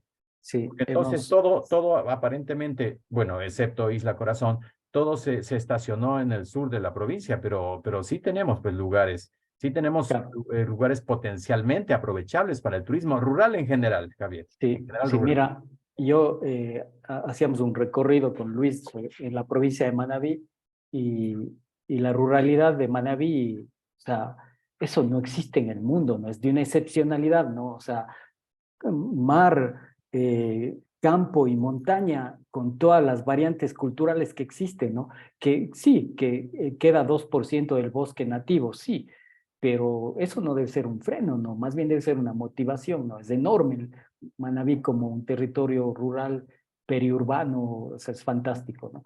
Y es una de las zonas turísticamente más maltratadas del país, ¿no? Es triste todo eso, ¿no? Pero bueno, hay despertar y vamos a ir viendo, ¿no? Ya, contado esto, quisiera hablarles ahora rápidamente de la FETSE y luego escucharles a ustedes. La FETSE nace en 2001 a propósito de la Declaratoria de Otavalo, que es un evento que se organiza con la finalidad de hablar de la participación de los pueblos indígenas. Se organiza por la OIT y las Naciones Unidas, la UNESCO, de la participación de los pueblos indígenas, ¿no? En Otavalo, y a nivel país y a nivel latinoamericano, ¿no? Y ahí se dan cuenta muchas comunidades que están haciendo turismo. Y ahí nace la idea de crear esta Federación Plurinacional de Turismo Comunitario y ir desarrollando este tipo de actividades, ¿no? Para defenderse, para protegerse, ¿no? Eh, y los emprendimientos que fueron parte de este inicio fue Ricansi, la OPIP, la Organización de Pueblos Indígenas de Pastaza, que estaban 4 organizaciones, Ingapirca, que en esa época lo manejaba el complejo, la Tucaita, que era es la organización Cañari, Runa Tupari, que existe, es el tour operador de Cotacachi, de 4 comunidades, Manduriacus, que está en la zona de Intac, y la Ricansi, que está en el Alto Napo, y Lopip de Pastaza, ¿no? Luego, en el 2002, FEDSE tiene su personería jurídica a través del Ministerio de Turismo. Bueno, ha recibido varias cosas ahí. Tuvo un premio importante en 2006 de la iniciativa ecuatorial de la PNUD, ganador de este premio ecuatorial, ¿no? Por el modelo de gestión, ¿no? Lamentablemente, como en todos los procesos, hay buenos y malos dirigentes. A FEDSE también le ha tocado dirigentes que no se han comprometido, que se han aprovechado, que han hecho negocio privado, que han desviado fondos. Es la realidad del país y hay que ir trabajando eso, ¿no? Mejorando esos procesos, ¿no? Acá hemos hecho un convenio con Lab Emprende. Lab Emprende es esta incubadora para emprendedores que de forma digital y presencial viene apoyando a estos emprendedores, a ayudarles a establecer, a sensibilizarse, a entender y a que tomen la decisión qué modelo de gestión quieren, comunitario, asociativo, familiar o netamente privado, y establecer un plan, una hoja de ruta, con plan de marketing, con objetivos, usando herramientas adaptadas a su necesidad y de forma virtual, porque tenemos un aula virtual para esto, la gente pueda acceder a este proceso, ¿no? Y también algo importante que se ha conseguido este año es que FEDSE acaba de ser aceptado en marzo por la TES, que es la Asociación por el Turismo Ético y Solidario de Europa, ¿no? Que les decía, es esta red europea de tour operadores que venden el mundo y han hecho ya negocio con Ecuador desde 2008 con varios emprendimientos y ahora FETS es parte de esto, ¿no? Y ahí les da muchos beneficios porque en eso se está tratando, se está construyendo la marca Turismo Comunitario Ecuador, ¿no? Y no para que el Ecuador se venda solo como turismo comunitario, no, sino para que sea uno de los elementos que diferencien y diversifiquen la oferta turística de Ecuador, ¿no? Bueno, acá hay algunos miembros, pero quería mostrarles rápidamente, y esto les puede interesar, bueno, ya para darles la palabra, cómo viene trabajando ahora FETSE, los emprendimientos. Lab Emprende en la parte técnica, el proceso de incubación, hacemos presencial y virtual. La federación no es el único ente beneficiario, trabajamos con otras redes, no es obligación ser parte de la federación. la ley lo dice y FETSE da esa apertura, pero así no sean miembros, participan. Tal es así que solo hay 48 miembros federados y trabajamos con más de 500, ¿no? Y la UCABAMPE, que es la Unión de Cajas y Bancos Solidarios del país, porque emprendimiento o idea sin financiamiento no es posible. Y hoy en día ya no existe ese dinero que viene de afuera, ¿no? Es mucho más complejo y es más controlado y está bien. Una de las mejores formas de acceder al financiamiento es ahorrar y buscar crédito. Y eso te da mayor empoderamiento y dignidad, porque muchos de los proyectos recibieron grandes cantidades de dinero y como es de todos y es de nadie, pues no pasa nada, ¿no? Entonces, ya si te cuesta el sudor de tu frente pagar ese crédito, ahorrar, pues te vas a empoderar, ¿no? Venimos trabajando así y los objetivos de FETSE, de forma muy general, en sus estatutos, desde el fortalecimiento institucional del modelo de gestión, la formación y la asesoría, que es algo que FETSE se ha quedado muchísimo, y por eso este convenio con Lab Emprende desde 2022 también, para poderles ayudar ahí a los emprendedores. Pero mucha gente todavía es reacia a ese tipo de autoformación, porque implica esfuerzo, no es en función de un diploma, sino es en función de buscar conocimiento y práctica de ese conocimiento. Y eso hay que ir cambiando el chip.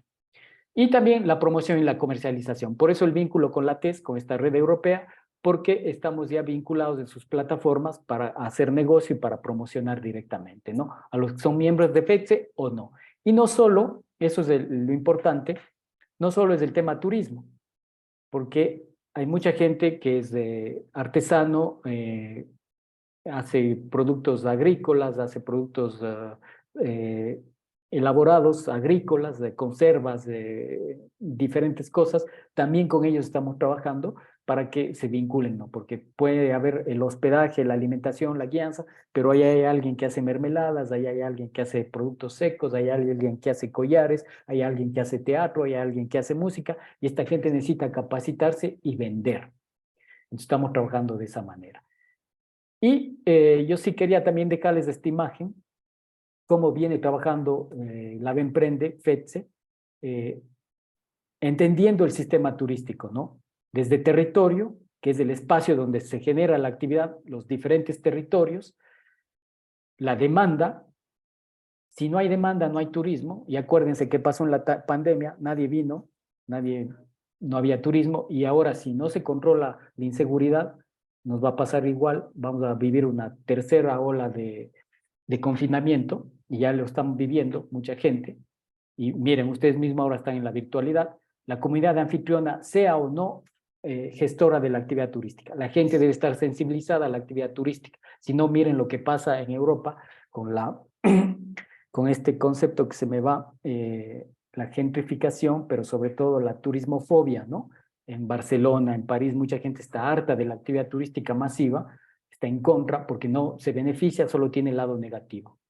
Entonces, no queremos que el Ecuador se vuelva en ese sentido así, ¿no? Trabajar con la comunidad anfitriona, ya sea que está vinculada directamente o indirectamente, ¿no? Directamente a través de la prestación de servicios, la gestión, indirectamente porque es vecina, vive ahí en un territorio, ¿no? La superestructura, y ahí vienen las universidades, el ministerio, la reglamentación, los gobiernos descentralizados, y a través de eso entendiendo los recursos con los que tenemos, la infraestructura, la planta turística, crear un producto que se convierta en oferta y responda a una demanda, ¿no? Y es así como estamos construyendo este proceso, y ahí es lo que ya para ir terminando y escucharles a ustedes, porque me pueden decir, y mucha gente parte de ahí y dice, yo tengo una finca, yo tengo un ritual, yo sé pescar, yo hago en el estuario del río Chone pesca a vela, pero eso es un recurso natural, cultural, lo que sea, ¿no? La salprieta, la tonga y todo eso. Pero hay realmente una demanda para eso. Y ahí viene lo interesante, ¿no? Bajo este modelo de turismo comunitario, asociativo, familiar, con esos ejes, con esos principios, sí. Y esto lo digo con conocimiento de causa. En el mundo, verdad, es marginal, estamos hablando de que de los viajes globales que se hacen en el mundo turísticos, solo el 2.8% prefiere este tipo de turismo. Es grande, es marginal, pero también nos da una posibilidad de que ahí hay un nicho de mercado al cual debemos enfocarnos, ¿no? Porque yo les he dicho a muchos emprendimientos, por ejemplo, John Guilla se fue a la ITB de Berlín, pero perdido ahí, ¿no? Con las grandes empresas, cuando pudiera irse más bien a una feria específica de turismo ético y solidario o de comercio justo en el tema turismo. Hay que saber establecer bien los nichos de mercado, ¿no? Entonces, existe esta asociación por turismo ético y solidario que reúne a las formas de turismo alternativo y ahí vemos los modelos de gestión. ¿Y qué hacen estos modelos de gestión? Buscan poner a la persona y al encuentro entre anfitrión y visitante en el centro del viaje. El centro del viaje no son las piedras de Ingarpirca o las playas de Puerto Cabuyal o la poza de sulfurosa de Agua Blanca, no, es el encuentro con ese grupo humano. Y paralelo, y en consecuencia, veo todos esos recursos y esos atractivos. En cambio, acá siempre estamos pensando en la Avenida de los Volcanes. Pero ¿qué pasa con la gente que vive en la Avenida de los Volcanes? No me interesa. Ahí que vivan como estén. Entonces, estamos perdiendo una gran posibilidad, ¿no? Y FEDS es parte ya de esta red, la Emprende igual, ahí hay cerca de 60 tour operador que venden el mundo, 4 de ellos venden el Ecuador ya, desde el 2008 algunos, y lo interesante de esto es que esta red, bueno, hay otras posibilidades también con Suiza, con Canadá y con Italia, que también se está trabajando en ese sentido. Lo interesante es que el turista que consume este tipo de servicios viene sensibilizado, ¿no? Y viene sobre todo a encontrar una población anfitriona. No viene a ver solo la fauna, la flora, a probar la gastronomía, sino viene a entender el ser humano que vive en ese territorio. Viene a tener un contacto a través de disfrutar de sus vacaciones. Y lo que más busca es la transparencia en el precio que paga. ¿Qué quiere decir esto? Que esta gente quiere ver esos 3.500 euros que puede costar los 15 días, o 5.000 euros según el viaje, si incluye Galápagos, qué porcentaje va a esa comunidad anfitriona, qué porcentaje va al transporte, qué porcentaje va para la alimentación, qué porcentaje va para los hoteles en Quito, porque también se pasa en Quito, en Ambato, en diferentes localidades, ¿no? Y así tiene conciencia de que su viaje también es un viaje útil para el territorio que visita y se minimiza ese impacto negativo que sí tiene cualquier actividad turística, ¿no? Entonces, eso es lo importante en esto y estamos creando un puente más amplio para esto, ¿no? Es difícil este proceso porque el ministerio no lo entiende así. Le hemos invitado en junio a un evento que vamos a hacer con la TES a nivel mundial y todavía no hay respuesta del ministro, ¿no? El ministro no sé dónde estará, tal vez inaugurando frecuencias de líneas aéreas que sacan turistas y que no traen turistas, pero bueno, esa es la realidad en la que vivimos, ¿no? Y seguimos trabajando. A ver, quería mostrarles algo más. Sí, y una última acción, nosotros estamos desarrollando, y esto es importantísimo a lo que preguntaba Javier, eh, eh, ¿qué pasa con la reglamentación? Hoy tenemos una reglamentación para CTCs actualizada, no es la mejor, pero ya nos permiten un 60-70% seguir trabajando, pero nos hace falta algo importantísimo, ¿no? Las buenas prácticas. Hicimos con la OMT, ahora en febrero se lanzó un manual de buenas prácticas para el turismo indígena de Latinoamérica, pero es más global, y estamos trabajando algo para el turismo comunitario, asociativo y familiar en el Ecuador, ¿no? ¿Por qué? Porque hay la reglamentación jurídica y administrativa para registrarse, pero ¿cuál es la reglamentación para trabajar y operar? Bajo esas particularidades de ser 15 nacionalidades, 18 pueblos en 4 bioregiones enormes o grandes, con microclimas y con diversidades de paisajes y territorios, ¿no? Eso no existe, entonces estamos en ese trabajo, ¿no? Y hacemos la invitación, ojalá más adelante podamos invitar a las universidades, a los estudiantes a que se vinculen. Y por cierto, aprovecho este espacio, como Lab Emprende y como FETSE, tenemos espacios para pasantías, para trabajos de territorio, están completamente invitados. Muchas gracias y quedo a sus preguntas. Ah, excelente, excelente, Javier. Esa última parte ya seguro mis estudiantes están ahí. Yo quiero, yo quiero. Mira, comentarte, Javier, que dentro de las actividades prácticas, porque hay que aterrizar la teoría siempre es válida, y para eso hay los espacios, pero para aterrizar la teoría tenemos que ir al campo, tenemos que ir a los territorios, como tú mencionaste. Justamente la semana anterior tuvimos una de estas actividades. Bueno, el clima no nos ayudó mucho, pero pudimos desarrollar algunas acciones.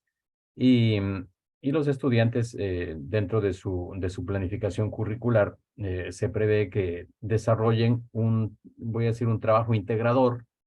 Este trabajo integrador les va a posibilitar identificar la potencialidad, y tú hablaste del potencial que tiene Manabí, la potencialidad para la gestión del turismo rural. Habíamos dicho yo comunitario, eso todavía tenemos que afinarlo, en la provincia de Manabí.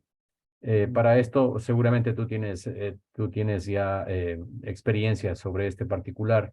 Nosotros en este caso específico vamos a utilizar indicadores, para eso se ha trabajado también a escala mundial.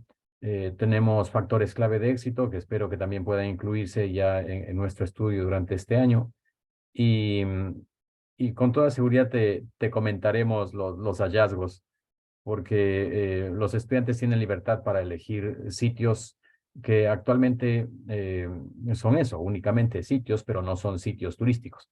Hay que Claro. buscar entonces estas alternativas que permitan mejorar el nivel de vida de las personas, y yo lo menciono frecuentemente a los estudiantes. Digo, el turismo comunitario que se lo asuma con enfoque empresarial, con enfoque Ujú, empresarial.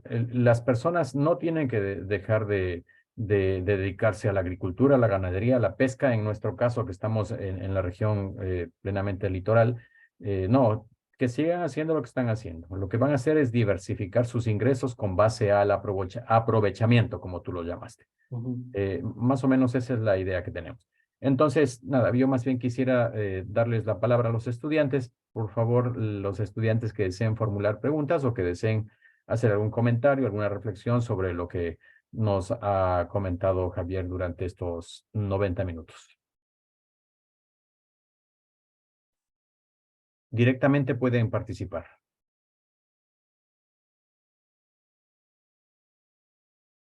Buenos días, profesor y doctor Javier. Yo tenía una pregunta. ¿Cuáles son las formas de poder incentivar a las personas de la comunidad para que se unan al turismo comunitario?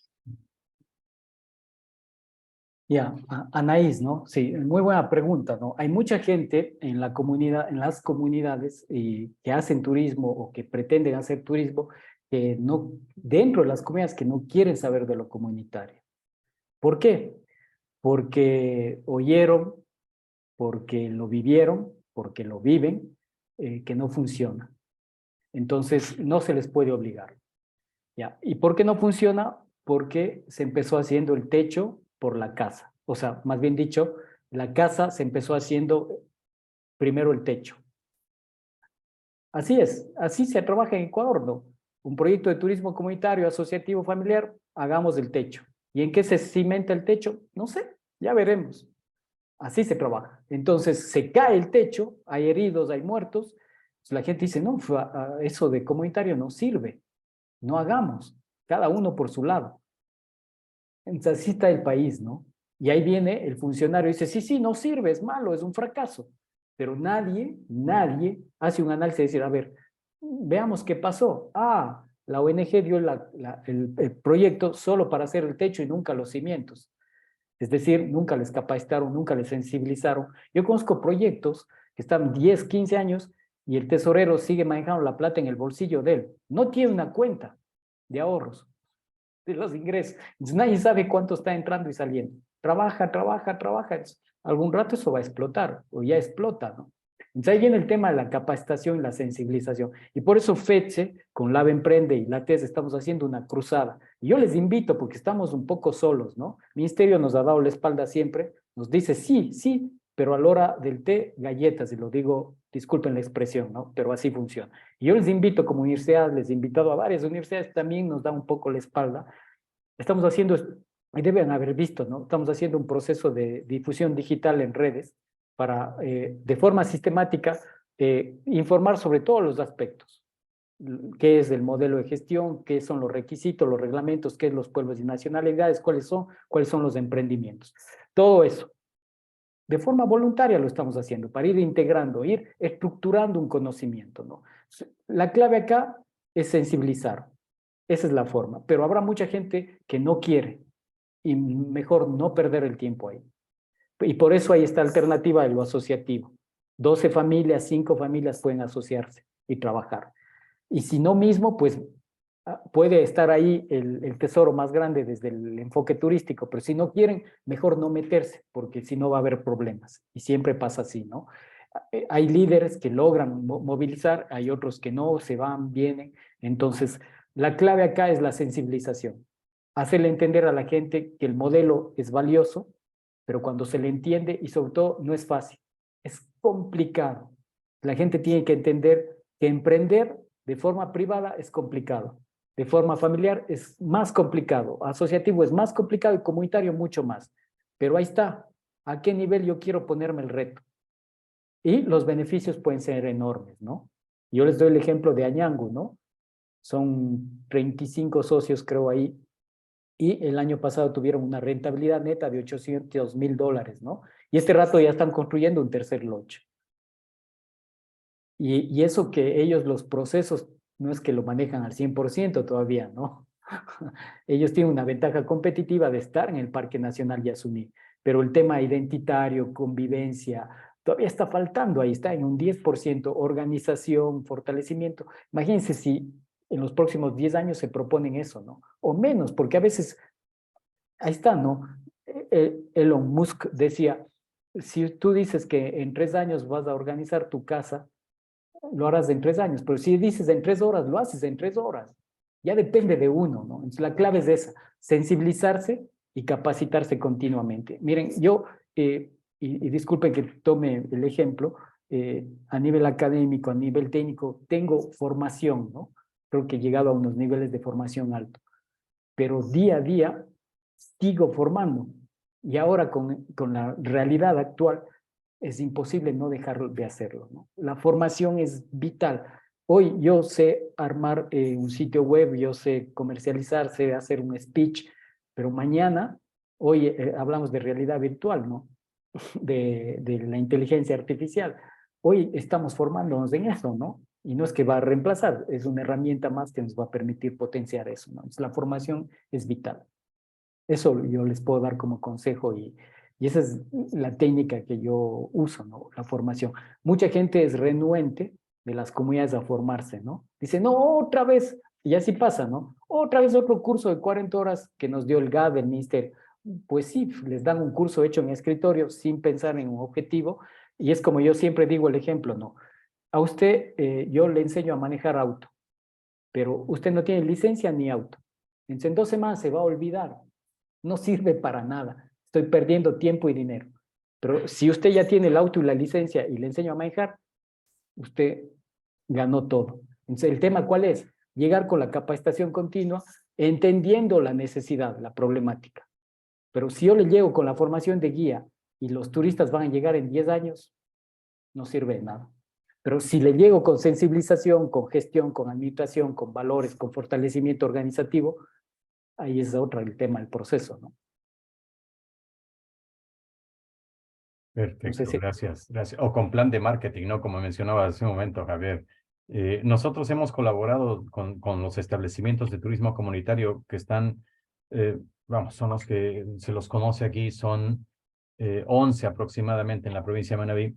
Son los 7 que están en la red de turismo comunitario Jipijapa, Huancavilca y 4 más. El tema es que hemos trabajado, y tienes mucha razón en lo que has dicho antes, hemos trabajado en un plan de marketing digital. Entonces lo hemos entregado a la comunidad, pero claro, luego no saben cómo hacerlo porque no hay quien haga seguimiento, por ejemplo, a las redes sociales o quien haga de community manager en general, etcétera. Y nos hemos quedado ahí, ¿no? O no, Intentamos contribuir, pero no nos tiene, encontramos con estas limitaciones claro, de capacidad. sí, no tienen producto y ya le enseñan a vender.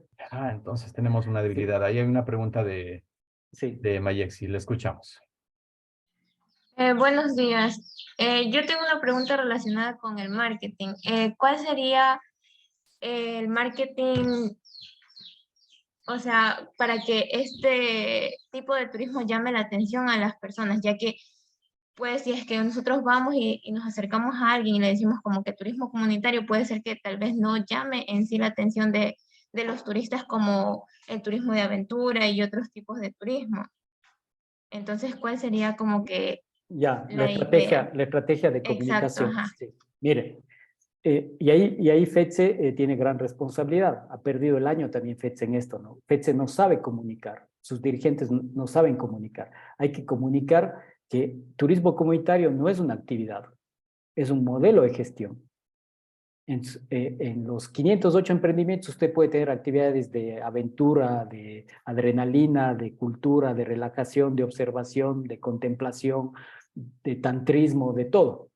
Pero lo que hay que comunicar es que es un modelo de gestión y el modelo de gestión es quién es el propietario y a quién va el beneficio directo de la gestión de la actividad. Y eso FETSE no lo ha hecho, el ministerio no lo va a hacer, no le interesa, ni saben, ¿no? Tampoco.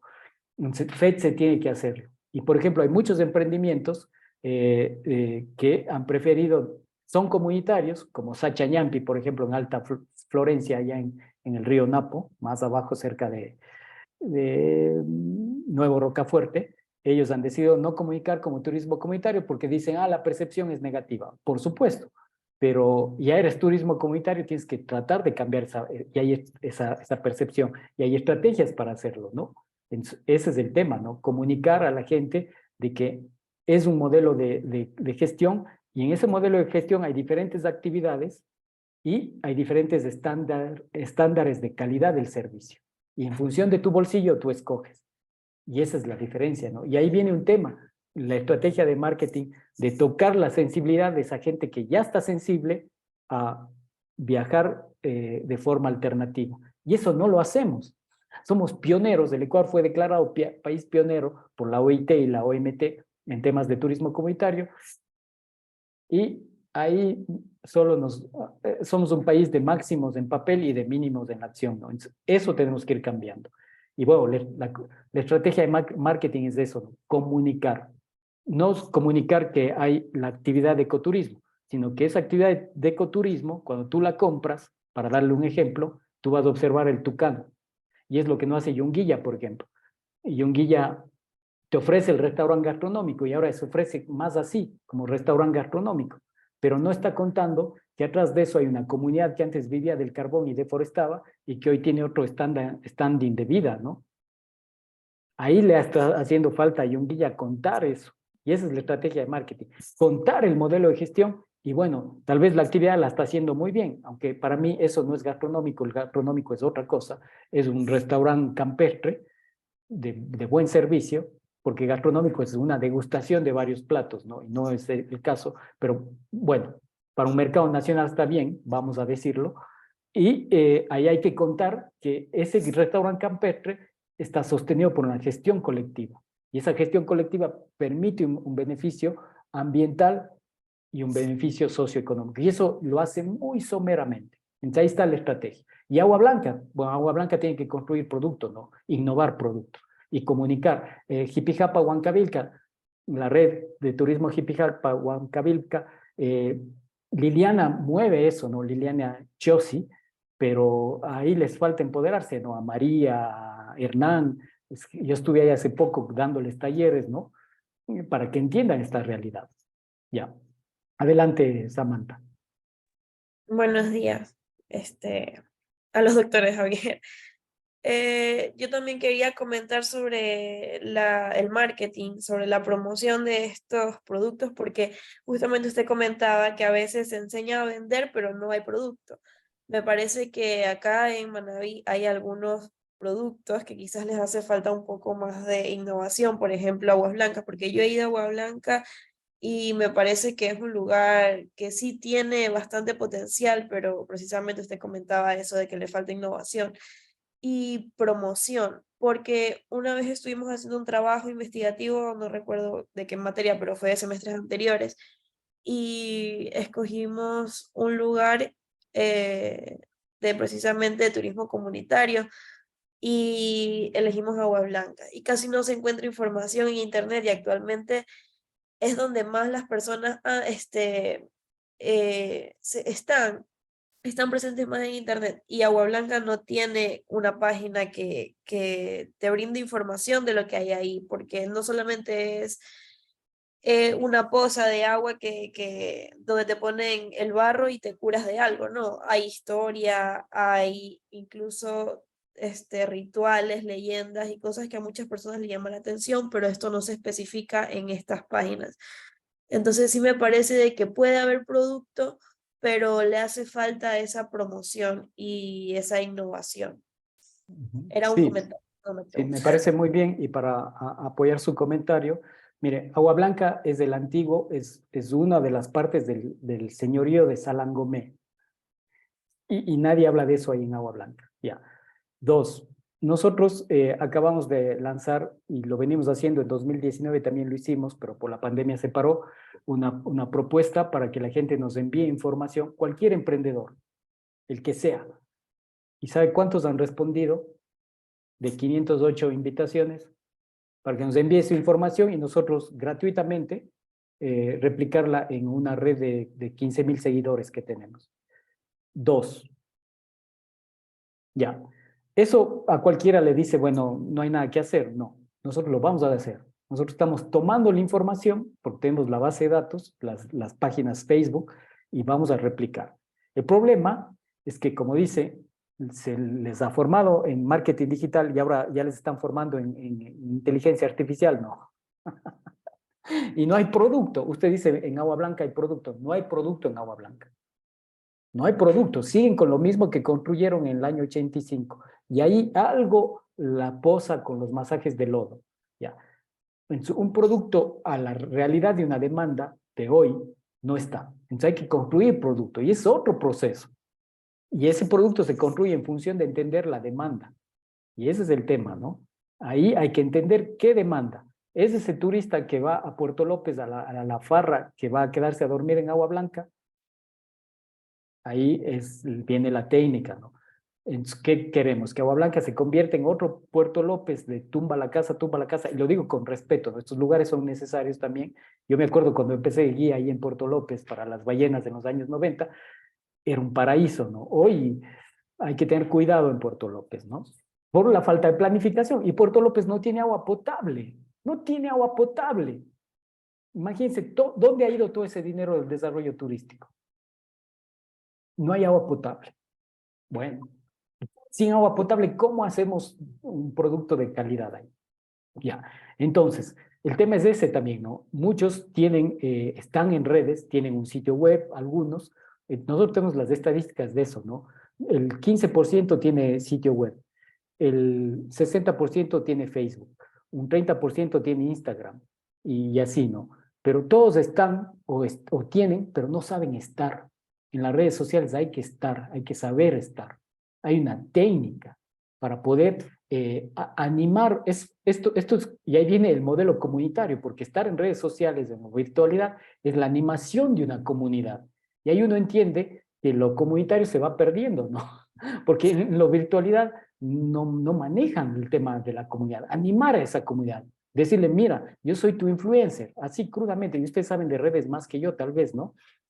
Es eso, ¿no? Animar una comunidad. Mira, yo tengo esta información, yo tengo este conocimiento. No solo decir, ven a Agua Blanca y visítanos por feriado, sino durante todo el año te voy contando que soy como Agua Blanca. Mi historia, mis dificultades, mi proceso, tocando ese lado sensible, como un reality show, porque a la gente le encanta eso, ¿no? Y ahí sí voy convirtiendo seguidores y luego viene un proceso de funnel, que es una estrategia de marketing, para que ese seguidor se convierta en cliente.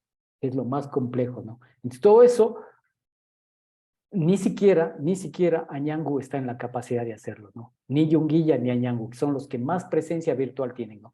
Sinchiwarmi, que está en Misaguayí, más o menos lo hace, tiene ya un buen producto, le hace falta mejorar las instalaciones, el equipamiento, y por ahí está como pionero en ese tema de marketing digital, ¿no? Se ha trabajado bastante con ellas en ese tema, pero esa es la realidad, ¿no? O sea, hablamos de 3, de 508, ¿no? A mí no me asusta, me motiva porque digo, tengo trabajo a vida. Quisiera vivir 100 años más para poder seguir haciendo ese trabajo. Y contribuyendo, Javier, estoy de acuerdo contigo. O sea, como tú mencionabas, cada uno desde nuestra trinchera, desde nuestra posición, contribuimos de alguna manera. Lo importante, creo yo, es pasar por este mundo y dejar una huella positiva en lo que nos toque. O sea, tenemos que trabajar, contribuir, apoyar a otras personas, a las comunidades. Está muy claro que el sector rural es el menos atendido, el menos favorecido. Y nuestros esfuerzos deben apuntar hacia mejorar esa realidad. Javier, quiero agradecerte nuevamente por tu participación valiosísima. La información que nos has dado es muy pertinente. Pasó de lo académico y te lo agradezco mucho. Pasó de lo académico, porque tú eres un académico, eres una persona muy preparada, altamente preparada, ya lo mencionabas tú mismo. Y entonces también topas ese lado humano que es indispensable porque antes que ser profesionales somos humanos. Así que te agradezco mucho por tu participación y espero que en una próxima ocasión puedas acompañarnos y ojalá que nos veamos en estos procesos de fortalecimiento acá en la provincia de Manabí o en cualquier otra parte del país. Siempre eres bienvenido, Javier, y pues estamos ahí a las órdenes también desde la Universidad Laica Eloy Alfaro de Manabí para contribuir en lo que tú creas que nosotros podamos hacerlo.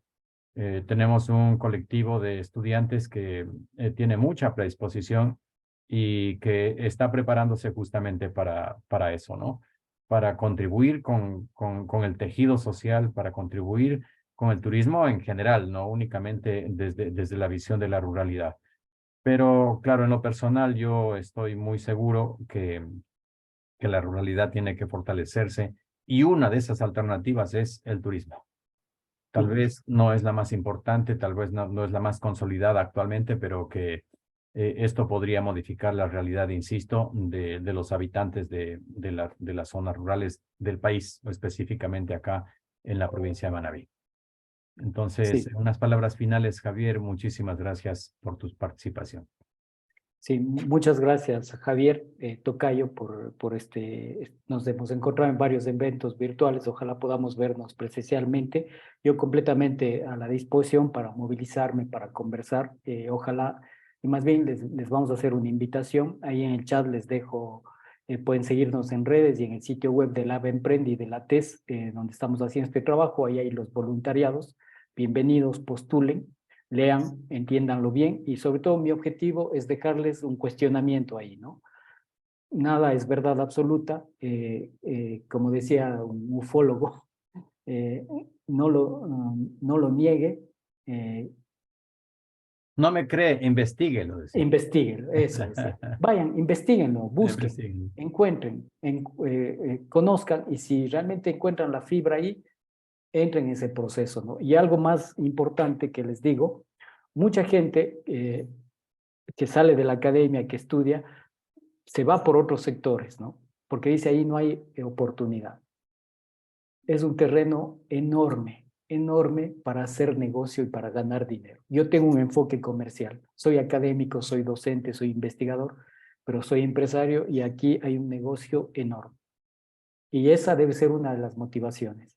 Aparte de la otra, ¿no? Del servir, del encontrar nuestra identidad multidiversa, de posicionarnos como un destino excepcional, que no lo somos, pero que tenemos una potencialidad enorme en este sentido. Entonces, muy contento de tener este contacto con ustedes, a las órdenes. A Javier, él tiene mi chat, mi WhatsApp. Yo por WhatsApp respondo todo, absolutamente todo, porque es un proceso de aprendizaje. Si lo ponen a disposición y quieren hacer prácticas, tesis, monografías, estudios, lo que sea, tenemos 508 emprendimientos que están necesitados de gente que quiera apoyar. Bienvenidos y muchas gracias. Y seguimos. Gracias nuevamente, Javier. Hasta una próxima oportunidad. Te enviamos un abrazo fraterno desde la Universidad de Laica Eloy Alfaro de Manabí, la carrera de turismo. Muchísimas gracias y hasta una próxima ocasión. Estudiantes, nos vemos en nuestro próximo encuentro. Hasta pronto. Con gusto.